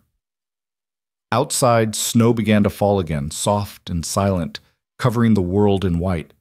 But inside the Circle L ranch house, surrounded by his parents' memories and the ghost of a future not yet realized, Graham felt something he'd thought was lost forever. He felt hope. The days between Christmas and New Year's passed in a rhythm that felt both achingly slow and impossibly fast. Evelyn came to the Circle L each morning just after dawn, arriving with the first light and staying until the winter sun began its early descent toward the western peaks. Graham watched her learn the ranch with the same focused intensity she brought to everything, studying the cattle's behavior, mastering the intricacies of the wood stove, absorbing the 100 small skills that made the difference between comfort and misery in Montana winter. But it was the moments between the work that lodged themselves in Graham's memory with startling clarity. The way she laughed when one of the heifers butted her affectionately, nearly knocking her into the snow. The fierce concentration on her face as she learned to throw hay bales, her city-bred muscles adapting to ranch work with surprising speed. The quiet evenings by the fire when she'd sketch while he read aloud from his mother's books. Their voices filling the cabin with something that felt dangerously close to belonging. On the fourth day she arrived with news that made Graham's stomach clench with anxiety he couldn't quite suppress. "Uncle Wallace closed the deal on the timber tracts yesterday," she said, brushing snow from her coat as she entered the house. "He'll be heading back to Philadelphia in 3 days, the day after New Year's." Graham set down the coffee pot with careful precision, buying himself time to process what she'd just said. 3 days. 3 days and Wallace Hart would leave Pine Creek, and the question of whether Evelyn would leave with him would finally demand an answer. "That's good," he managed. "I mean, good for his business." "Graham." She crossed the room and took his hands, her touch warm despite the cold morning. "We need to talk about this. Really talk. Not dance around it the way we've been doing." "I know." "Do you? Because every time I try to bring up the future, you change the subject or find some urgent ranch task that needs attention." There was no accusation in her voice, just gentle insistence. "We have 3 days. 3 days to figure out if what we feel is real enough to build a life on, or if it's just the romance of shared danger and winter isolation." He wanted to protest that it was more than that, wanted to list all the ways she'd become essential to him in the space of a week. But doubt crept in, whispering questions he couldn't silence. How could you know someone in a week? How could feelings this intense be trusted when they'd been forged in crisis and uncertainty? As if reading his thoughts, Evelyn continued, "I've been thinking about what you said at your parents' graves, about needing time to learn how to trust again. And I realize we haven't had that time. We've had intensity and danger and these stolen hours, but we haven't had the mundane testing that really tells you if something will last." "So what are you saying?" "I'm saying I need to know if this is real. If you're asking me to stay because you genuinely want to build a life with me, or because you're lonely and I'm convenient and the timing happened to align." She held his gaze unflinching. "And you need to know the same about me. If I'm staying for you, or if I'm running away from Philadelphia and you just happen to be here." The honesty of it felt like a punch to the chest, but Graham recognized the truth in her words. "How do we figure that out in 3 days?" "We stop being careful. We stop dancing around the hard questions and we ask them. We stop pretending this is a fairy tale and we treat it like the serious, life-altering decision it is." She squeezed his hands. "Starting now. Graham Lark, why do you want me to stay?" The directness of the question stripped away all his carefully prepared deflections. He could give her the romantic answer, tell her about how she'd awakened something in him he'd thought was dead, about how the world felt less harsh when she was in it. But she deserved more than romance. She deserved truth. "Because I'm tired," he said finally. "Bone tired of living half a life, of going through motions without purpose, of surviving without any reason to survive. You make me want more than that. Want to build something instead of just maintaining what's left. Want to believe the future might hold something besides more winters and more loss." He paused, forcing himself to continue. "But I'm also afraid that's not enough. That wanting something and being capable of sustaining it are two different things, and I've spent 6 years proving I'm good at survival but terrible at connection." "That's honest." She didn't look away, didn't flinch from his admission. "My turn. I want to stay because, for the first time in my adult life, I feel like I'm becoming myself instead of performing some version of myself that other people find acceptable. Montana strips away pretense. You strip away pretense. And what's left? The woman who throws hay bales badly and burns breakfast and asks too many questions. That woman feels more real than anyone I've been in Philadelphia. But I'm also afraid I'm romanticizing hardship, that I'm confusing the thrill of something new and challenging with genuine desire to make this my life. That 6 months from now, when the novelty wears off and it's just cold and hard and lonely, I'll resent you for not talking me out of it. They stood there in the morning light, hands joined, both their fears laid bare between them. It should have felt like an ending, like the moment where common sense prevailed and they acknowledged the impossibility of what they'd been considering. Instead, it felt like the first honest conversation they'd had, the first time they'd stopped performing and just been. "So what do we do?" Graham asked. "We test it. Today, right now, we stop being romantic, and we be practical. You tell me everything that's hard about this life, all the ways I'll struggle and fail and regret, and I'll tell you all the ways I'll make your life more complicated, all my flaws and failures and the baggage I'm bringing with me. And then, if we both still want this, we'll know it's real." Graham felt something between them shift, like they'd stepped onto more solid ground after weeks of walking on ice. "All right, let me start with winter." He spent the next hour painting an unflinching picture of Montana winters, the isolation that could go weeks without seeing another human face, the cold that could kill in minutes if you weren't careful, the darkness that set in by 4 in the afternoon and didn't lift until 8 in the morning. He told her about cabin fever, about the way silence could become oppressive, about the bone-deep exhaustion of fighting weather and wolves and equipment failure with no one to help and no guarantee of success. "Some winters we'll lose cattle," he said bluntly. "Animals I've raised from calves will freeze or starve or get taken by predators, and there won't be anything I can do about it. And the money they represent will be gone, which means tighter belts and harder choices. You'll go to bed hungry sometimes. You'll wear the same dress until it falls apart because we can't afford new fabric. You'll watch me work until I'm too exhausted to speak and know there's nothing you can do to make it easier." Evelyn listened without interrupting, her face serious but not frightened. When he finished, she nodded slowly. "My turn. I'm stubborn to the point of stupidity sometimes. I'll insist on doing things my way even when your way is better, because admitting I'm wrong feels like admitting weakness. I'll get frustrated with your silences and push for conversation when you need space, and then resent you for not opening up when I finally give you that space." She took a breath and continued. "I'm also afraid of medical things. Blood, broken bones, serious illness. They terrify me. If something happens to you, if you're hurt or sick, I might freeze instead of helping. And I'll hate myself for it, but the fear might be stronger than my determination to overcome it." "That's not a character flaw," Graham said gently. "That's human." "Maybe, but it's something you need to know. Out here, where the nearest doctor is 6 miles away and might not be able to come in bad weather, my fear could cost lives." She met his eyes. "I need you to understand that I might not be brave when it matters most, that the strength you've seen in me might fail at a critical moment." They continued like that through the morning, trading uncomfortable truths like cards in a high-stakes game.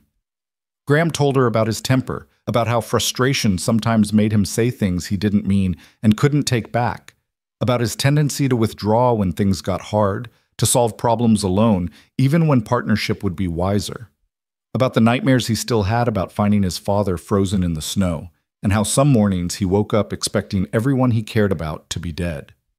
Evelyn matched him truth for truth, admitting to her own darkness, the depression that sometimes swallowed her for days, making even simple tasks feel insurmountable. The way she sometimes compared people to her dead mother and found them wanting, including herself. The fear that she was fundamentally unlovable, that anyone who really knew her would eventually leave. By noon they were exhausted, wrung out from honesty, sitting at the kitchen table with cold coffee and the weight of everything they'd admitted hanging heavy between them. It should have driven them apart, this catalog of flaws and fears. Instead, Graham felt closer to her than he'd felt to anyone in years, because she'd seen the worst of him, really seen it, not the romantic notion of a brooding cowboy, but the broken reality of a man still learning how to be human, and she hadn't run. I have one more question, Evelyn said finally, her voice quiet but steady. And I need you to answer honestly, even if you think the answer will hurt me. All right. Do you love me? Not the idea of me, not the possibility of what we could be, but me, flawed and fearful and stubborn, the actual woman sitting across from you right now? The question hung in the air like a challenge and a plea.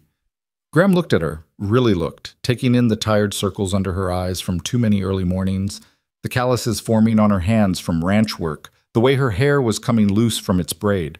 She wasn't the polished Eastern lady who'd stepped off the stagecoach a week ago. She was rumpled and real and more beautiful than anything he'd ever seen. I don't know it, he said, and watched her flinch before he continued. I don't know if what I feel is love or need or just desperate hope that maybe I can have something good after years of loss. I don't trust my own emotions enough to label them confidently, but I know that when you're here, the world makes more sense. I know that I think about your happiness more than my own comfort. I know that the thought of you leaving makes me feel like I'm losing something essential, like a limb or a lung or some vital piece of myself. He reached across the table and took her hand. And I know that whatever this is, love or the beginning of love or something that hasn't been named yet, it's real enough that I'm willing to risk everything to find out where it leads. Is that enough for you? Can you build a life on, I don't know, but I'm willing to try? Tears tracked down her cheeks, but she was smiling. Yes, because that's my answer too. I don't know if I love you, Graham. I think I might, or I'm falling toward it, or I'm already there and too frightened to admit it. But I know that being here feels like breathing after years of suffocation. I know that working beside you feels like partnership in a way nothing in Philadelphia ever did. I know that when I imagine my future, you're in every version of it that doesn't feel like death.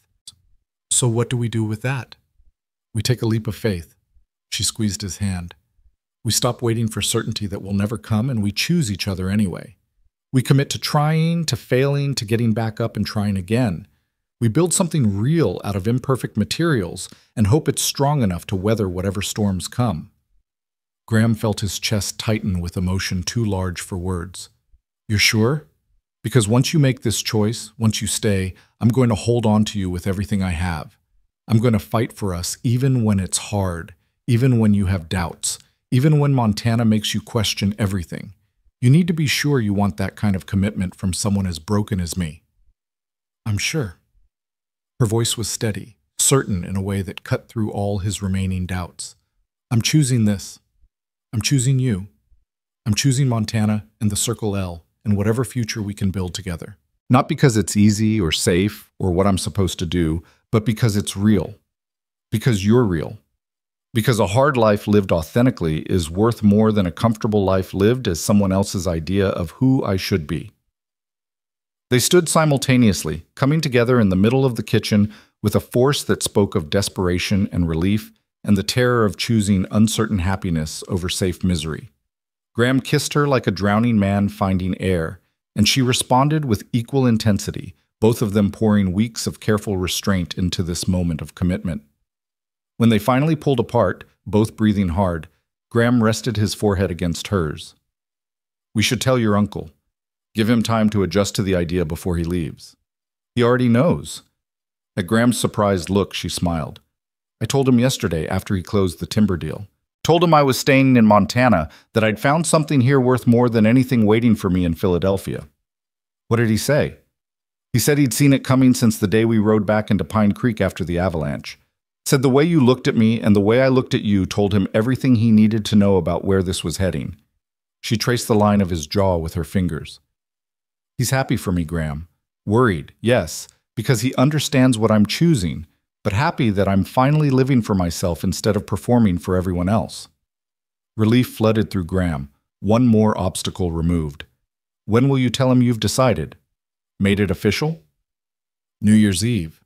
There's a gathering at the hotel. Nothing fancy, just the townspeople marking the turning of the year. We'll tell him then, in front of witnesses, so it's real and binding and there's no taking it back in a moment of fear. That's 2 days away. I know. 2 days to finish testing this, to make absolutely certain we're not making a terrible mistake. She pulled back to look at him seriously. Graham, I need you to understand something. When I commit to this, when I publicly choose to stay, there's no going back. My reputation in Philadelphia will be ruined. Respectable women don't run off to Montana with cowboys they barely know. My father will likely disown me. I'll be burning bridges that can't be rebuilt. I know, and I'll spend the rest of my life trying to be worth that sacrifice. Don't. Her voice was sharp, stopping him. Don't make it about being worthy or earning my choice or any of that romantic nonsense. I'm not a prize you won or a burden you're taking on. I'm a partner making the same leap you are, with the same risks and the same potential for failure. We're equals in this, Graham. We have to be, or it won't work. He'd never loved her more than in that moment, standing in his kitchen with her hair a mess and her eyes fierce with determination. Equals, he agreed. Partners. Whatever comes, we face it together. The next 2 days passed in a blur of preparation and nervous anticipation. Evelyn spent time with her uncle, helping him finalize business and pack for his return journey. Graham worked the ranch but found his thoughts constantly drifting to New Year's Eve, to the moment when their private understanding would become public commitment. The town would talk, he knew, would speculate and gossip, and probably place bets on how long an Eastern lady would last on a hardscrabble ranch. But for the first time in 6 years, Graham found he didn't care what people thought. Let them talk. He and Evelyn knew what they were building, and that was enough. New Year's Eve arrived with crystalline clarity, the kind of day that made Montana look like something from a storybook, all sparkling snow and blue sky, and mountains painted in shades of white and gray. Graham dressed carefully, wearing his good shirt and the jacket his mother had made him wear to church on Christmas when he was young. He felt foolish for caring about appearance, but tonight mattered. Tonight he was claiming a future, and he wanted to look like a man worthy of the chance. The hotel's dining room had been transformed for the occasion, tables pushed back to create space for dancing, lamps burning bright against the darkness, the smell of pine boughs and cider filling the air. The whole town seemed to have turned out, ranchers and shopkeepers, the sheriff and the preacher, families with children, and old-timers who'd seen Montana change from wilderness to territory to something approaching civilization. Graham arrived alone, his heart pounding harder than it had any right to. He accepted a cup of cider from Martha Foster, who winked at him knowingly, and positioned himself where he could watch the door. Waiting. Always waiting, it seemed, for Evelyn to walk into his life and transform it. Then there she was, entering with her uncle, and the room seemed to quiet around them. She was wearing a dress he hadn't seen before, deep green like the pine forests, simple but elegant, her hair pinned up to show the long line of her neck. She looked like she belonged in Philadelphia ballrooms, and for a moment Graham felt the old fear rise up. How could someone like her choose someone like him? How could this possibly work? But then her eyes found his across the room, and she smiled, and all his doubts dissolved. Because the way she looked at him, like he was the only person in the room, like he was worth crossing a continent for, like he was home, that look was real. That look was a choice, conscious and deliberate, and more precious than anything he'd ever been given. She crossed the room to him, her uncle following, and suddenly they were the center of attention, everyone watching to see what would happen next. Graham felt exposed, vulnerable, but Evelyn's hand found his and squeezed, and he drew strength from her touch. "Folks," Wallace Hart's voice carried across the room, commanding attention the way a lifetime in business had taught him. "I want to share some news with you all before I head back east tomorrow. My niece Evelyn has decided to stay in Montana. She's found something here worth more than what waits for her in Philadelphia."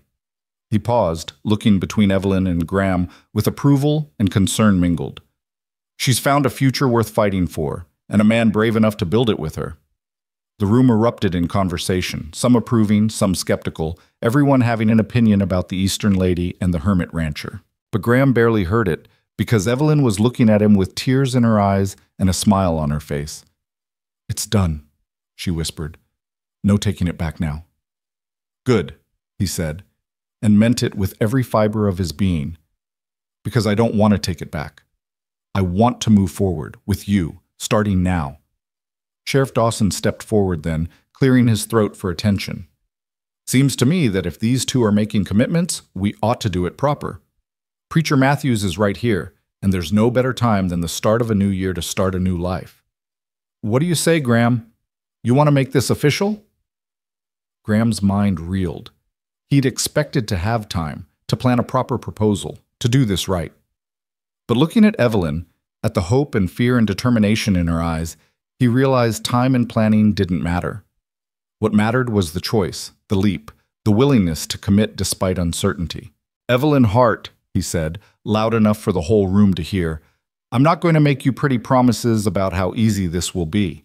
I'm not going to pretend I'm not terrified or flawed or still learning how to be human again, but I will promise to try, to choose you every morning and every night, to build something real with you, something worth the risks we're both taking. Will you marry me? Tonight, in front of these witnesses, so there's no backing out when we both come to our senses?" She laughed through tears, the sound bright and joyful. "Yes. Yes, absolutely yes. Let's be fools together and hope love makes us wise." Preacher Matthews came forward, his weathered face creased with a smile. "Well then, let's make it official before either of you changes your mind." What followed was the simplest, most profound ceremony Graham could have imagined. No elaborate vows, no lengthy sermon, just the essential promises to love and honor and cleave to one another, for better or worse, as long as they both lived. Graham's voice shook when he made his promises, but he meant every word with a fierceness that surprised him.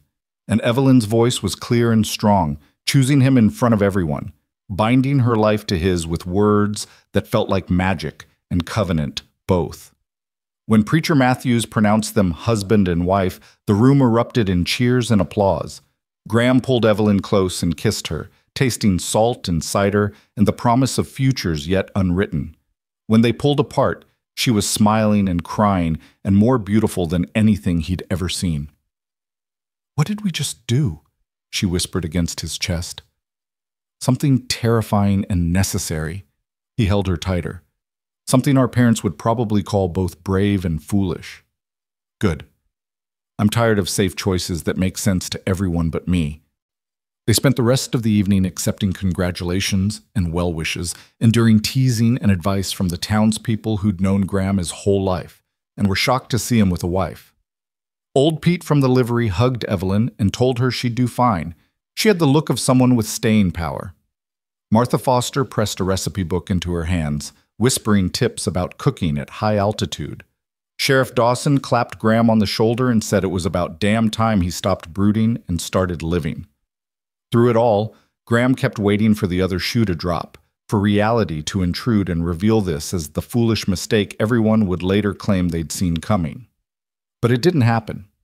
Instead, as midnight approached and the new year drew near, he felt something he thought was lost forever settling into his chest. Peace. Contentment. The sense of having found something worth protecting instead of just surviving through. When midnight came, the room counted down together, voices rising in unison until the new year arrived with shouts and embraces, and the sound of pots being banged together outside. Graham turned to his wife, the words still strange and wonderful, and kissed her as 1885 became 1886, as their old lives ended and their new life began. "Happy New Year, Mrs. Lark," he murmured against her lips. "Happy New Year, husband," she replied, and he could hear the smile in her voice, the joy and terror and determination all mixed together. They left the celebration shortly after midnight, riding through the cold night toward the Circle L. Snow began falling as they traveled, soft flakes catching in Evelyn's hair and melting on her cheeks. When they reached the ranch, Graham helped her down from her horse, and they stood for a moment looking at the house, this place that was now their home instead of his solitary refuge. "It's not much," he said, suddenly nervous about what she must be thinking, comparing this rough cabin to the Philadelphia townhouse she'd left behind. "It's perfect," she said simply. "It's ours." They went inside together, Graham building up the fire while Evelyn explored with new eyes, seeing the space not as a visitor but as a resident. She touched his mother's books, examined the cooking implements, tested the chair by the fire. Graham watched her, still half expecting her to realize what she'd given up and break down in tears or recriminations. Instead, she turned to him with a smile. "Show me where you keep the coffee. I'm going to need to know these things if I'm going to be a proper ranch wife." "There's nothing proper about this," Graham said, crossing to her. "Nothing traditional or sensible or even remotely wise. We got married after knowing each other a week. We're basing our entire future on feelings we can't name and faith we barely have. I know. She pulled him close, her arms wrapping around his waist. Isn't it wonderful? He laughed then, really laughed, and pulled her toward him for a kiss that tasted like snow and promise and the terrifying beauty of new beginnings. When they pulled apart, he rested his forehead against hers and spoke words he'd thought he'd never say again. I love you, Evelyn Lark. I don't know when it happened or how, but somewhere between the avalanche and the graves and your stubborn refusal to let me hide, I fell in love with you, and I'm going to spend the rest of my life trying to deserve the choice you made. I love you too, she whispered back. And you already deserve it, Graham. You deserve happiness and partnership and someone who sees you clearly and loves you anyway. We both deserve this. We both deserve a chance at something real. They stood there in the firelight, two broken people who'd somehow found wholeness in each other, and Graham felt his mother's presence like a blessing. She would have loved Evelyn, he realized, would have seen in her the same strength and determination that had brought her west all those years ago, would have approved of this leap into uncertainty, this choice of hard authenticity over comfortable pretense. The winter stretched ahead of them, long and testing and full of challenges neither could fully anticipate. There would be hard days, Graham knew. Days when the isolation felt crushing and the work felt endless and they'd both question whether this impossible gamble would pay off. Days when his silence would hurt her and her expectations would frustrate him, and they'd have to relearn how to be partners instead of just two people sharing space. But there would also be good days. Spring days when wildflowers would bloom around the house, continuing his mother's tradition and making it their own. Summer days spent working together, building the ranch into something sustainable and real. Fall days watching the aspens turn gold and feeling grateful for the harvest they'd brought in together, and winter days like this one, wrapped in each other's warmth while the Montana cold tested their walls and found them strong. Months later, as Graham had envisioned during those uncertain days before New Year's, wildflowers did bloom around the Circle L porch. Evelyn had ordered seeds from a catalog, had studied his mother's planting patterns, had added her own touches to create something that honored the past while embracing the future. Graham would come in from working the cattle and find her there, kneeling in the dirt with her hands in the soil, coaxing beauty from the harsh Montana ground. One evening in late May, when the world was green and gold and the winter's hardships felt distant, Graham stood on the porch watching her work. She'd taken to ranch life with the same fierce determination she brought to everything, mastering skills that had taken him years to learn, bringing efficiency and organization to aspects of the operation he'd been too stubborn to improve. She'd been right about the partnership. She wasn't decorative or delicate or any of the things he'd feared.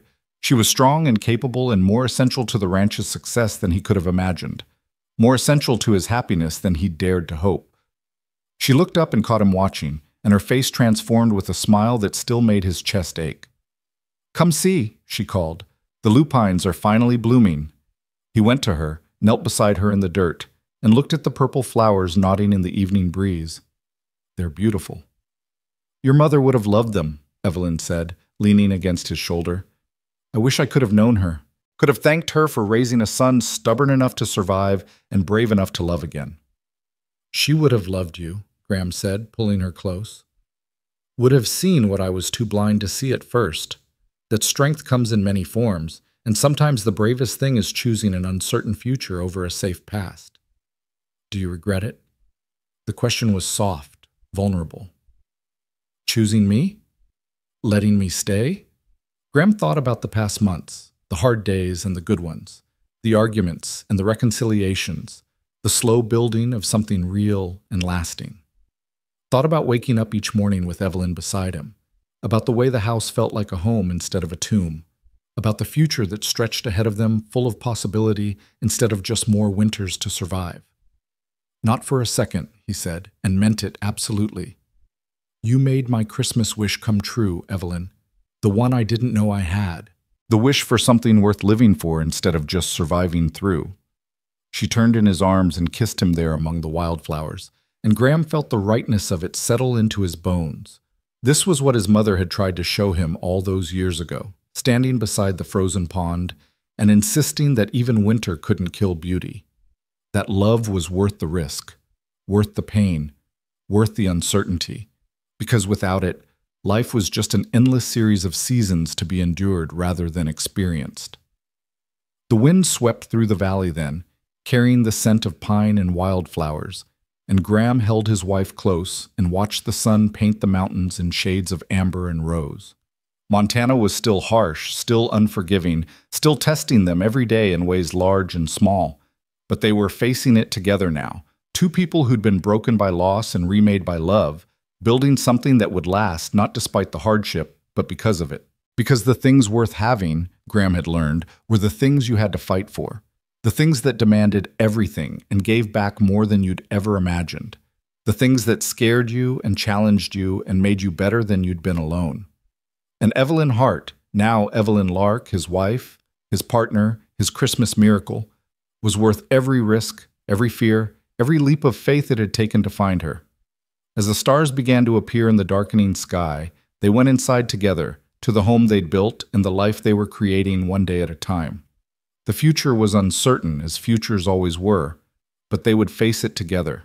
And that, Graham knew, was more than enough. That was everything. The cowboy who'd wanted nothing for Christmas had gotten something far better than he'd dared to wish for. He'd gotten a second chance at happiness, a partner who saw him clearly and loved him anyway, and a future that held more than just survival. He'd gotten home, not a place, but a person. Not safety, but belonging. Not the absence of fear, but the courage to choose love despite it. And as snow began to fall again outside their window, soft and silent and eternal, Graham Lark smiled and pulled his wife close and gave thanks for the impossible gift of her presence. For the wildflowers that would bloom again next spring. For the life they were building together in this beautiful, brutal, magnificent place. For the Christmas wish that had come true when she'd ridden into town, and for every day since that he'd been brave enough to believe in second chances. Outside, Montana stretched vast and indifferent, winter giving way to spring, seasons turning as they always had and always would. But inside the Circle L ranch house, wrapped in firelight and love and the promise of tomorrow, two people who'd learned the hard way that survival wasn't enough were finally truly living, and that made all the difference.